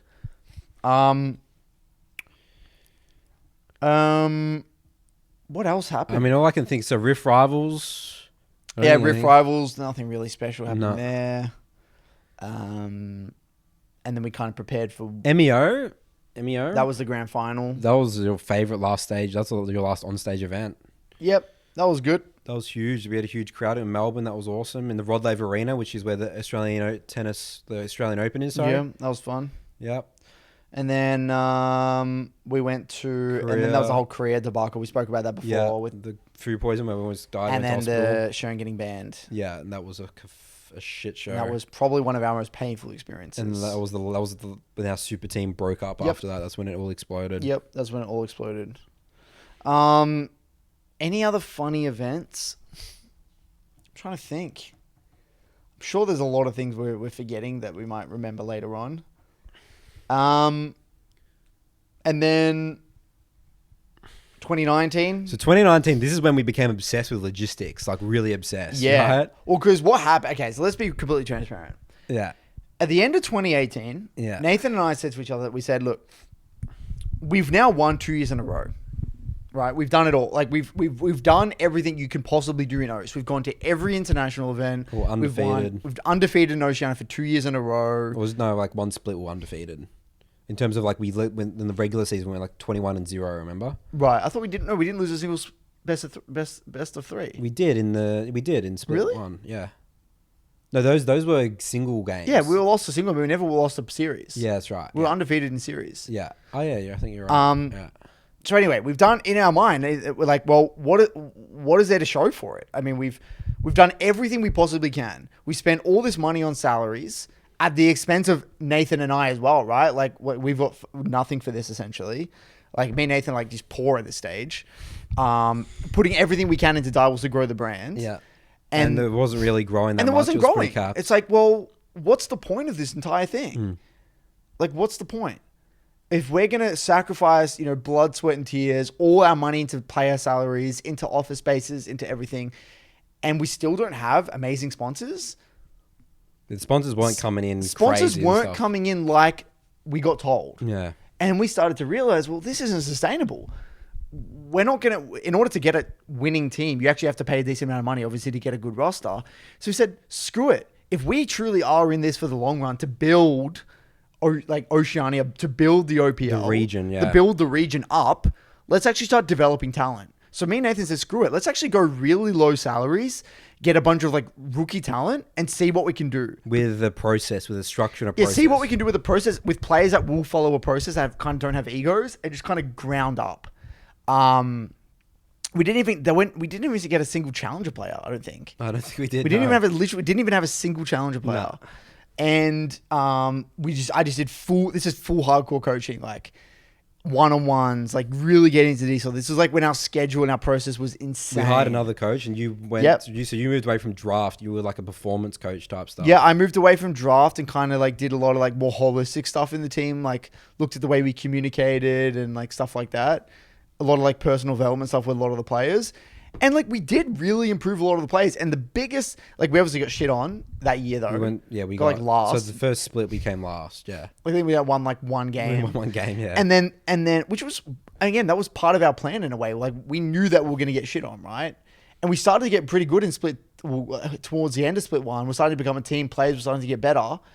Management above us come in and say, look, we don't want to do this anymore.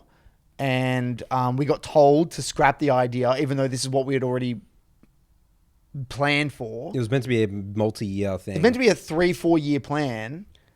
They said, no, we don't want to do this anymore. Me and Nathan had no choice. We got told to get fucked, essentially. They come over ahead, import 2 Korean players to try and like... We tried to win. split 2, which was never going to work anyway. Yeah.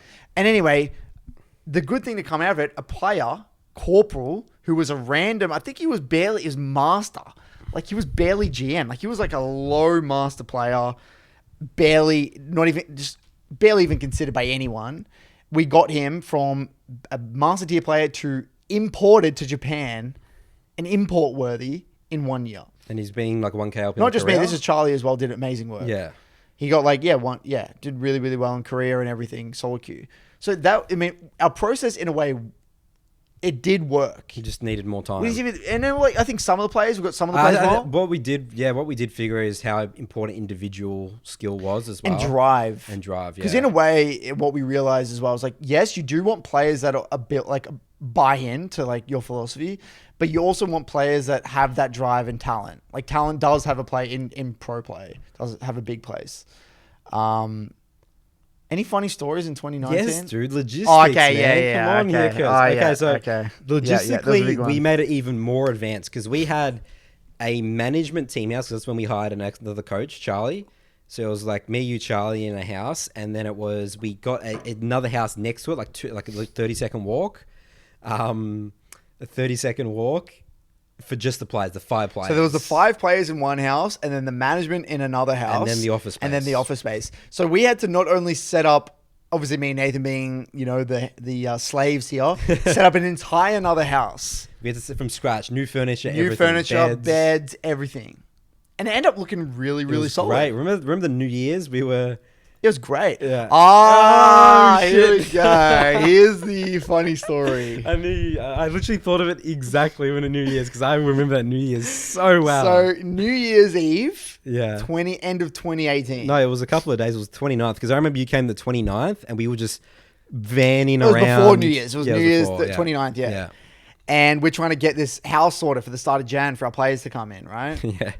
And okay, this is just so ridiculous. Okay, so we had this place was actually on the third level, wasn't it? It was on the third level. It was 3 flights of stairs. So 3 flights of stairs. There was no elevator, so it was a pretty like thin like apartment. Like it was like a townhouse apartment looking thing, and it had no elevator. It was kind of old, and it was really thin corridors.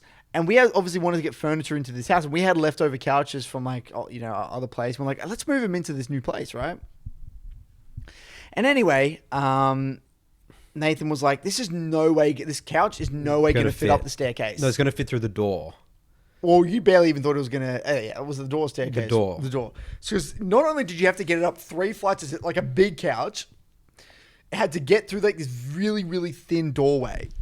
And like, because in the door, there was an immediate wall, so you had to immediately kind of turn in. And Nathan was like, Curtis, let's just do the smaller one first to make sure it fits, and then we can do the big one.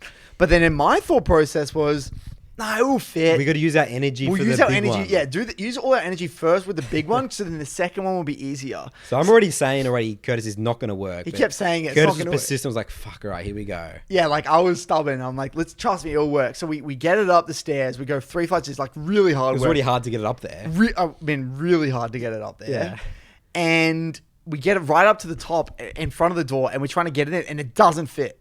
No. Nathan's pissed at this point. Yeah. Like he's like, I fucking told you, Curtis. Like, what are you doing? And so like, all right, back it up. We have to bring this couch all the way backwards down this flight of stairs. And at the time, me and Nathan not working out. Right, we're skinny. We're not strong. Yeah. Right. So we're struggling. We're weak as piss. We're really weak and wobbling all the way down. So we're getting to the final stretch. I'm on the bottom of the couch, kind of catching it, and he's on the top of it, kind of steering it. And I'm at the bottom, and I finally get to the bottom of the stairs, and I'm like now kind of ushering the couch. Like it's a 3-seater, I'm pretty sure. Yeah. There's a 3-seater. Yeah. And I'm ushering it down, and then you're still on the stairs, kind of doing the last 4 or 5 steps. And then all I see was Nathan's leg, like missing a step or something. And then without exaggeration, Nathan's leg goes like sideways, so it goes out, like you can't see on the camera, but it like goes the other way, like it kind of like it looked completely snapped, like his leg looked completely broken, like at the knee, like I'm like the way that I'd missed the step, the way you missed it, and the way you fell, yeah, because he fell with the couch as well. It was like and like just like like on the floor, he fell down like 4 or 5 steps. His leg was like at an angle. At this point, I'm hysterical. Like, I'm laughing so hard. You're not. I don't think you're laughing. I was Really? hysterical. I couldn't stop laughing. I can't remember, dude. I was just angry. You were angry, but I was laughing because I was laughing because it's the way you fell. Like, I was obviously worried, right? Yeah. I'm like, fuck. Like, did you kill yourself? Like, I broke my leg. I was convinced I broke my leg. yeah, I mean, I was without a doubt certain you broke your leg, right? So I was just laughing because of the way your leg was. You look so in shock and like you just look my facial stunned. expression. Your facial expression when I was going hilarious. down, I was like, oh, it's like that means like that's when you know you fucked up. Yeah. You know. And he he stood back up, and you were remarkably you were actually all right, but obviously you sprained. It was a really bad sprain. It was a really bad sprain. Like sprains, like the way they work, it's like you think you're fine, but then I couldn't walk for a week, I think, or 2 weeks. I literally couldn't walk. It was. You should have had crutches. It was really bad. Yeah. And we had to continue to take stuff that day. Yeah. Well, I mean, that was lucky because it doesn't really kick in until like the night. Day 2. Yeah. Yeah. So like I was in pain, but it wasn't as bad. Still like as, adrenaline pumping. It was. Yeah, the adrenaline was there, dude. And man, that was just a disaster. So we got that house set up, and it was good. Operation was really good. Great. It was pretty clean. One thing I will want to note here, and it's kind of fast one a little bit here, Nathan. Yeah. The closing of this house. Yeah. You want to talk us through this one, Nathan? First, I want to talk about, again, in that situation, moving the TV across the SCG. Right? Super funny story. Okay. Again, guys, you got to visualize with us here. Okay. We wanted to get a TV in that house for the players, right? And the TV was currently in the Sydney Cricket Ground. We were going to get a new one to the Sydney Cricket Ground. I think we had 2 at the time there. Yep. Because our sponsor was LG, so we got like 3 LG TVs. And we're like, okay, well, we got to get it. And then it's like, well, we're pretty close. Like, there's not really any point of putting it in a car or anything. It's true. I think it was genuinely too big for a car. It wouldn't have fit. You probably would have fit it in a right car. Yeah. I mean, we it was a massive TV. Yeah. So we're like, all right, we have to carry it. So we're literally walking through the city. Think about how big. So it's about I would say a 15-20 minute walk, right? Yeah, it's a 15-minute walk. It's about 13 minutes. I remember we timed it. I thought it was like 17. 17, maybe 17. So it's between 15-20 minutes, right? So we've got this TV. Yeah. It's at 10 o'clock at night. We're walking through the Sydney Cricket Ground. And then through the park. And then we're going through a park. And then we're going to cross a road. Over a freeway. And everyone would just be staring. It's like, we look like we're stealing. So imagine if you got Nathan in the front, I'm in the back, and we're holding this massive TV. We're walking carrying it through the middle of a park in pitch black. Yeah. It was like 10 p.m. It was nighttime. Walking over a bridge over the freeway. You just look through looks like we're robbery. We're robbing. We just robbed a house or something. Yeah, it looked like we just robbed a house. Yeah. And we're walking through the middle. It's an open TV. It's not a box. It's not a box. It's the TV's out. It's a real TV. You could just put it down and start watching something. And people were just like, imagine if you're on the freeway, you look up and you see these 2 people carrying a huge TV at 10 p.m. in the middle of the week. Yeah. Like, you're like, what? Yeah. What are they doing? Because it's not like you're near anything as well. It's like you're in the middle of nowhere type thing. Usually you'll see someone carrying from house to house or in the suburbs and stuff, but this is or like near a car park. It's like we're nowhere near a car park. Near a car park, yeah. In the middle of a park. Yeah. Makes no sense. So ridiculous. So the gaming house. So this is the second house. So our house was, all good and clean because we have responsible adults SCOTUS at the time. I hope at least, right? We're still dealing with our rat problem and stuff. We eventually fixed it. Yep. And then we're in our last split. And like at this point, we're sort of like, we're pretty done with the whole operation, right? So we literally left. It was sort of like an experiment for us as well. We're like, let's just have a crack. Let's just see.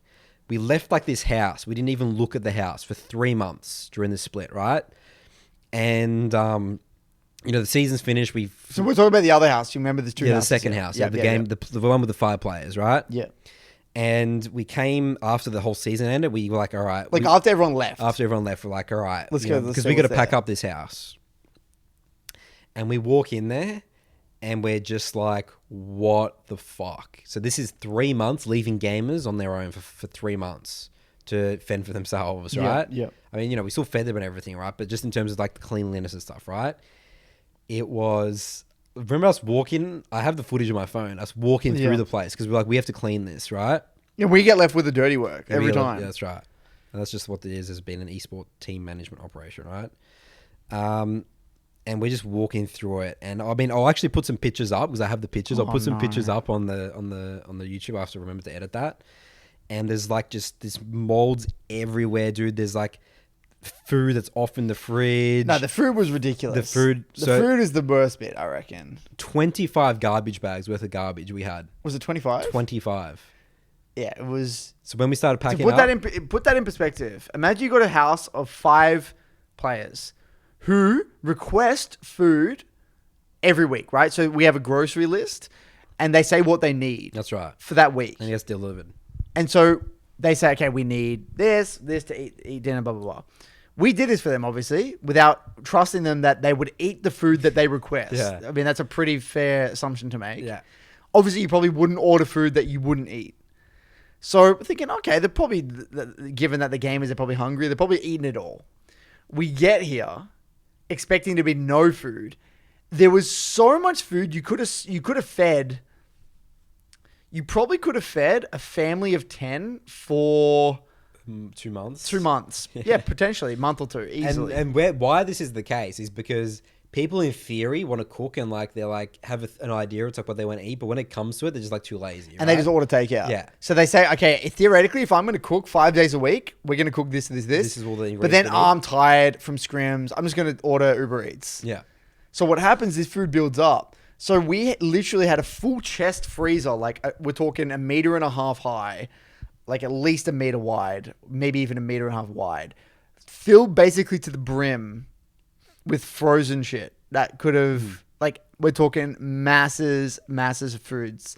And in the fridge, yep, leftover food, meat, like a whole cheese. Soup? Remember that soup? There was like a 2-month-old soup in the bottom that I didn't even know what the hell it was. We didn't even want to open the pantry was stocked to the brim with like, you remember the amount of like Asian food there was? Like, because we had 2 Korean players that went to the Korean supermarket every week. And there was so much noodles and like spices and shit. It was unbelievable. And yeah, we filled up. So I thought it was like 20. Is it or something? It's like 20, 25, yeah. And we remember how many trips we had to get all the garbage out? But it looked ridiculous because we had to throw it out. Yeah. There's nothing because we're leaving. We're leaving and going back to Melbourne. There was nothing to do with. We couldn't do anything with it. Just threw out thousands of dollars worth of food. Remember the state of the bathrooms? I don't want to think about it. There was literally like urine on the ground, and I don't want to think about it. Showers were just stuffed.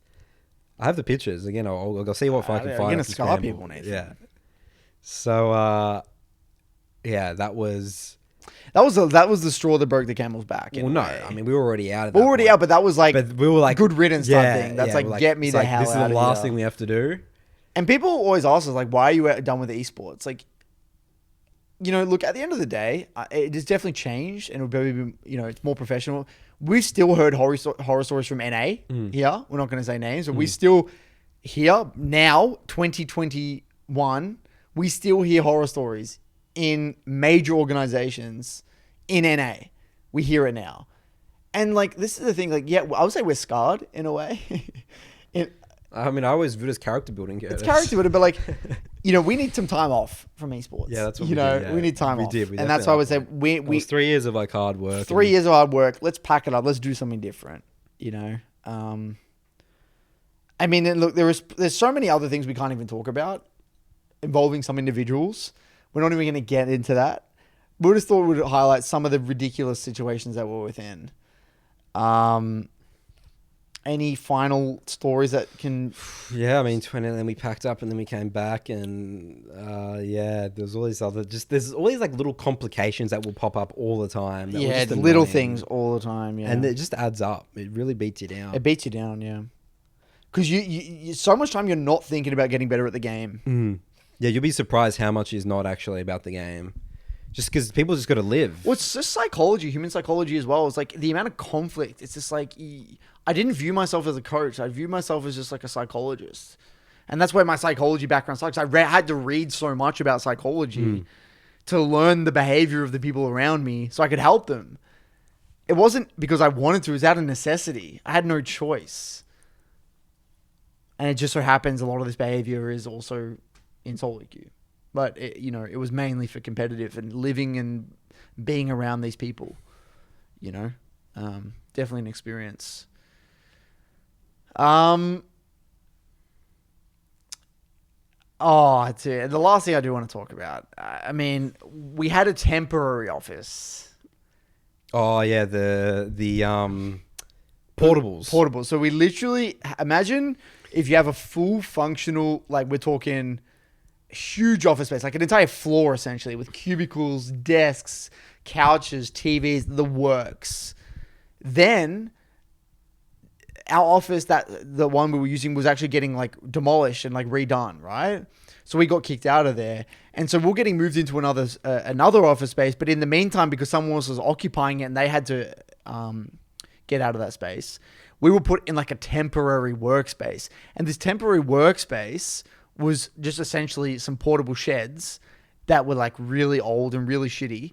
And we had to squeeze our entire operation into like these 2 tiny rooms.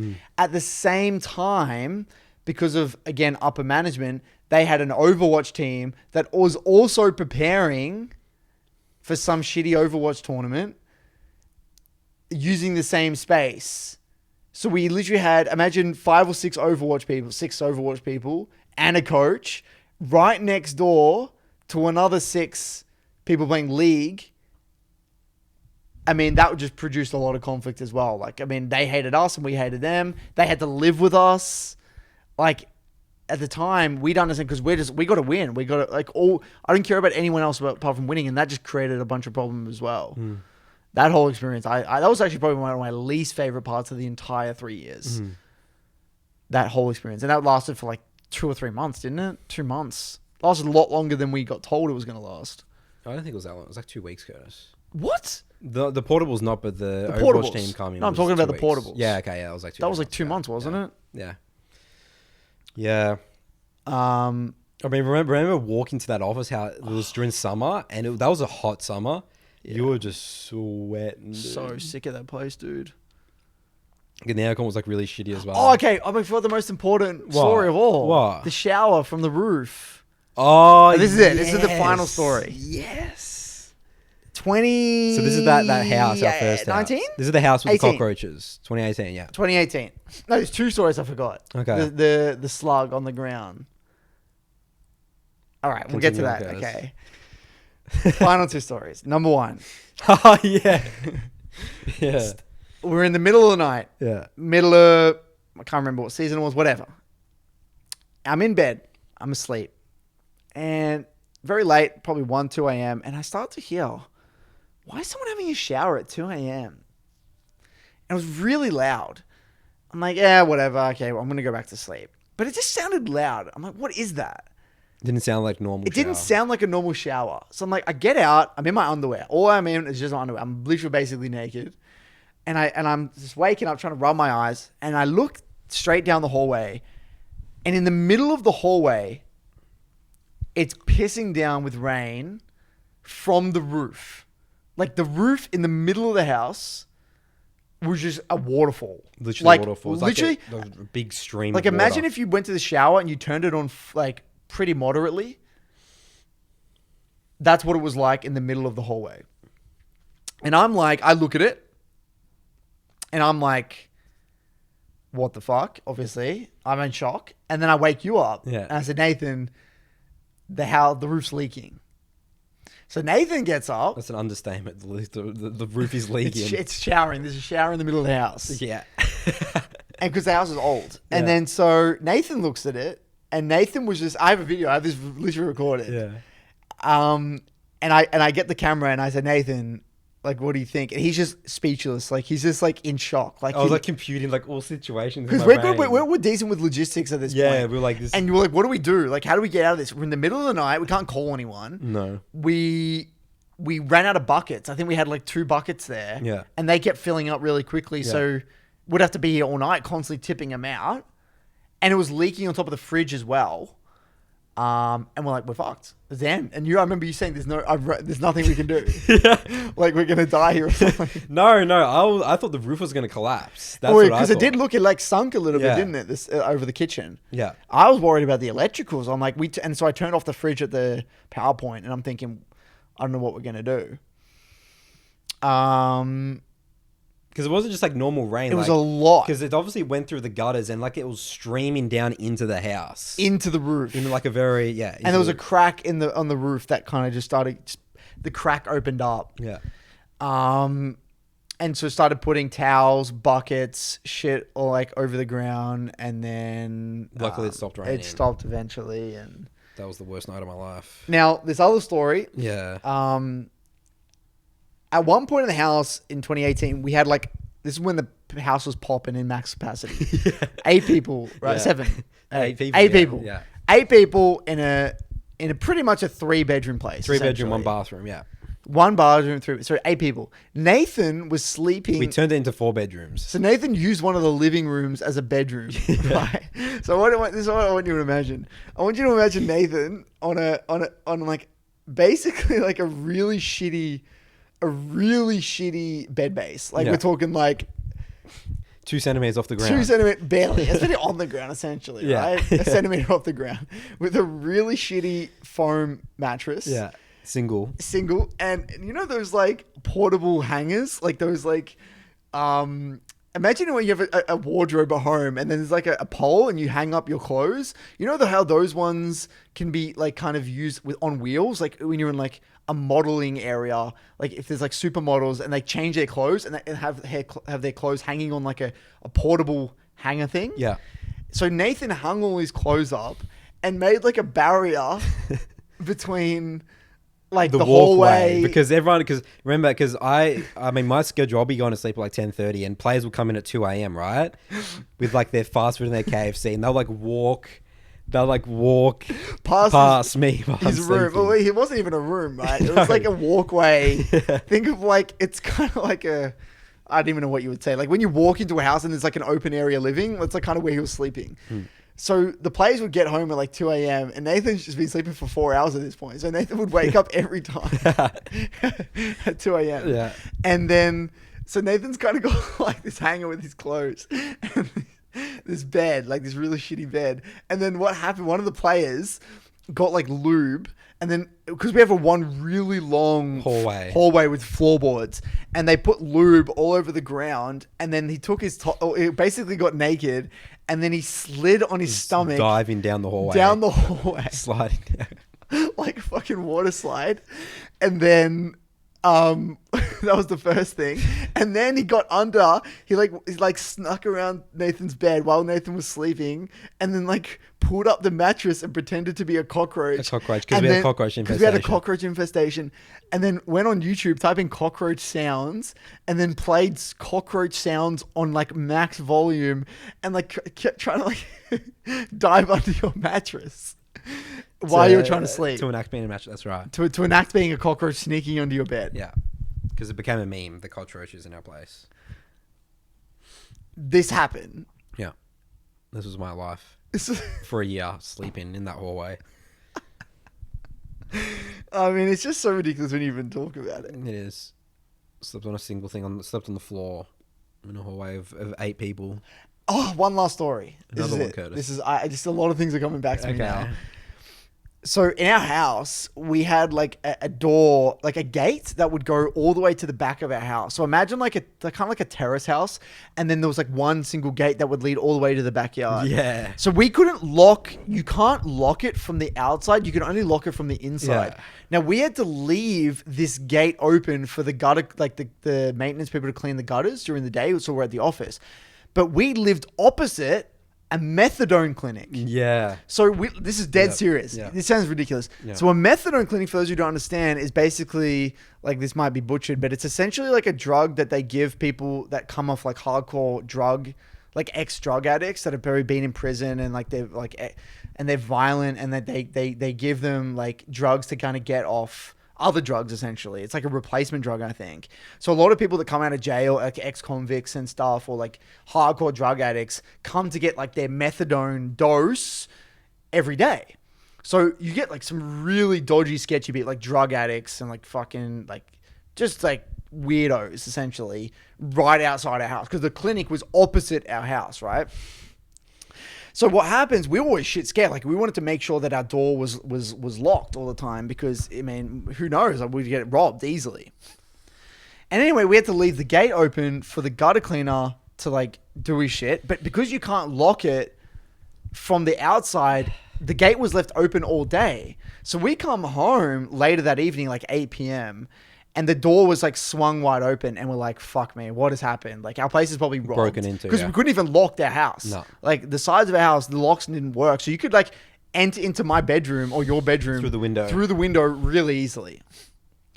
So when we get home and I'm like, here we go. So we look in directly as you open the gate, there was tinfoil, a used syringe, and right next to that, there's like a little hatch that goes under the house was open. So whether they shot up in there or then they ditched the syringe. You were convinced that I was they were under the house still. Like I was convinced that they were passed out under the house still. Yeah. So I was shitting myself. Yeah. Right? Yeah. I saw the used syringe with tinfoil and shit. I'm thinking someone's either in the house passed out or someone's under the house right now. So then what I do, I mean, I was scared. I didn't want to look under there, right? I think eventually what I did, someone of I can't remember who, we got to shine our torch and like tried to look under, see if anyone was passed out with a phone light. Yeah. And there was no one there. But someone shot up. Yeah. Basically inside of our house. Yeah. And left the dirty syringe there. No one wanted to touch the syringe. So it just got left there for ages. I think it got left there for like 2 months. And then the neighbor had a young kid who used to like play around there. And then the dad was like, look, can you guys get rid of the syringe? And we're like, fuck, we don't want to we don't know how to get rid of it, right? So then I think one day he like got sick of it and like... Yeah, he did it himself. I think he did it himself. Yeah. Which is pretty irresponsible of us, honestly, when you think back to it. Yeah, we were ridiculous. I mean, we had so much on our mind at that point. Yeah, I mean, there was so many other things we're thinking about. A dirty syringe. I mean, the last of our worries. Another story was all the players rocked up to the office and they're like, Nathan, the door doesn't lock anymore. Remember? Oh my god! I do remember that. And I'm like, wait, so what? You left the door like open? And they just left it. They just left it because they're like, oh, we got to come for scrims. They don't want to be late for scrims. That's just like they didn't call me up or anything. Say, Nathan, do you want to come here and we'll wait for you so you can come and fix the door? And they're just there. I'm like, dude, what the? They left the front door wide open. Yeah. So I literally have to like run back. I'm just hoping. And you were looking around the house to see if anyone was like in the house and shit. And because the lock was like broken. Because it's not just like a normal. It's like if you leave your house front door open, like even in like a good suburb, like you wouldn't be feeling good about it. No. Like we're opposite. Again, we're opposite a fucking methadone clinic, man. Yeah. Like some dodgy characters. Okay, we're thinking something. We have to make this last one. Okay. Our players end up buying bikes to so they didn't have to walk to the office, and they bought like all bikes, right? Brand new bikes, and then one of our players, the first night, this is dead serious. He got his bike, super excited. He bought a nice bike lock and everything. First night, chains it to the front, like the pole outside our house, right? Like properly locked it up. The next morning, I think the frame was gone or the wheels were gone. the bike was essentially stolen. Yeah. It was gone. Yeah. I think there was like a one wheel left. I think there was one wheel left. The bike was gone. One night. Yeah. The first night, he chained it up. It was broken into and gone. So then what happened, because no one wanted to leave their bike out, we had to put the bikes inside. All the bikes were inside in the hallway. So dirty, so our hallway was just like it was just like a dump. So our house degraded, it just got so bad because no one wanted to leave anything outside because it would just get stolen, and there's drug people everywhere. I mean, what an the list goes on. That's just, you could sit here for hours. That's how many years thought of at the end. That's just randomly thinking. Like, there's so many random little events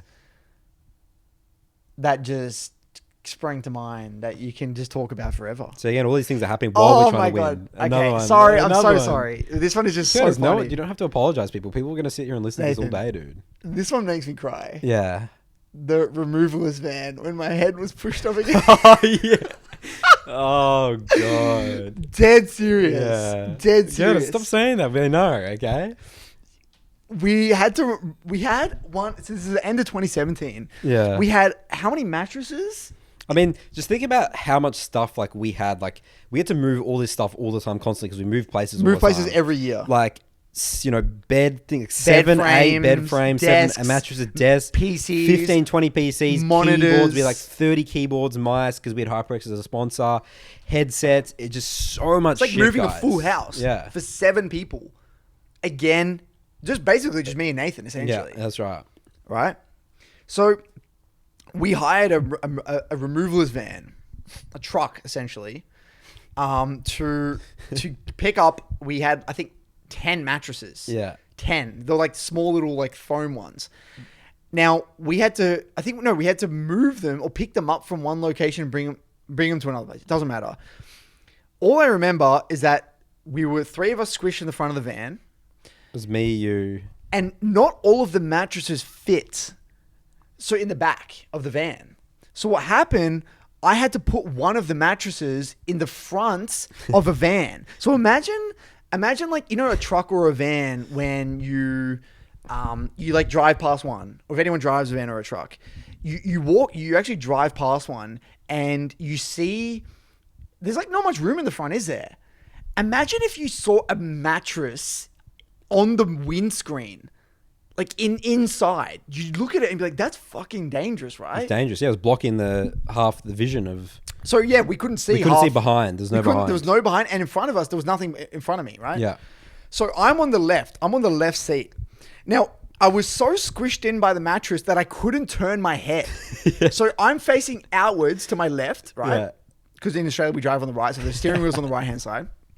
So I'm down. My neck is jammed. So I'm staring directly to my left outside this window. Now, it's busy traffic in the middle of the city in Sydney. Nathan's in between, kind of squished in between me and the other guy I'm just driving. sitting there, yeah. And I can't move. My body is jammed against the window. And now the window was wound down to help fit the mattress in as well. Yeah. So there's this me. Now we're stuck at the front of the lights. Now to my left, there was another car directly next to me.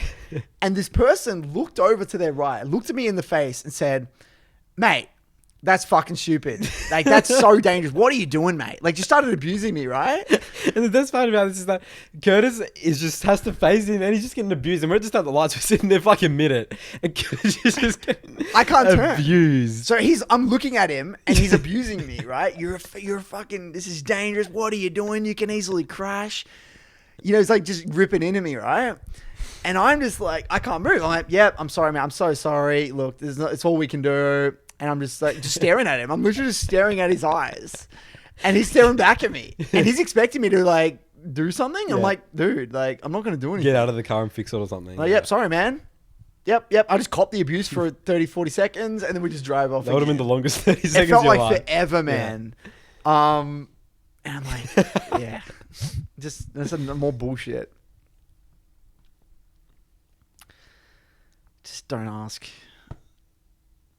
It's a great experience. Well, there you go. So there's some story time for our Story Expo special. time. Now you know what shaped Nathan and I? Yeah, again, I call it all character building. Character experiences building. We had lots of character building. Definitely built some character along those 3 years. Yep. 2017 to 2019. So I hope everyone came along for the journey, was excited for the ride. Hopefully, yep, you have had fun during this little unique episode. Not much solo queue improvement, No, not at all.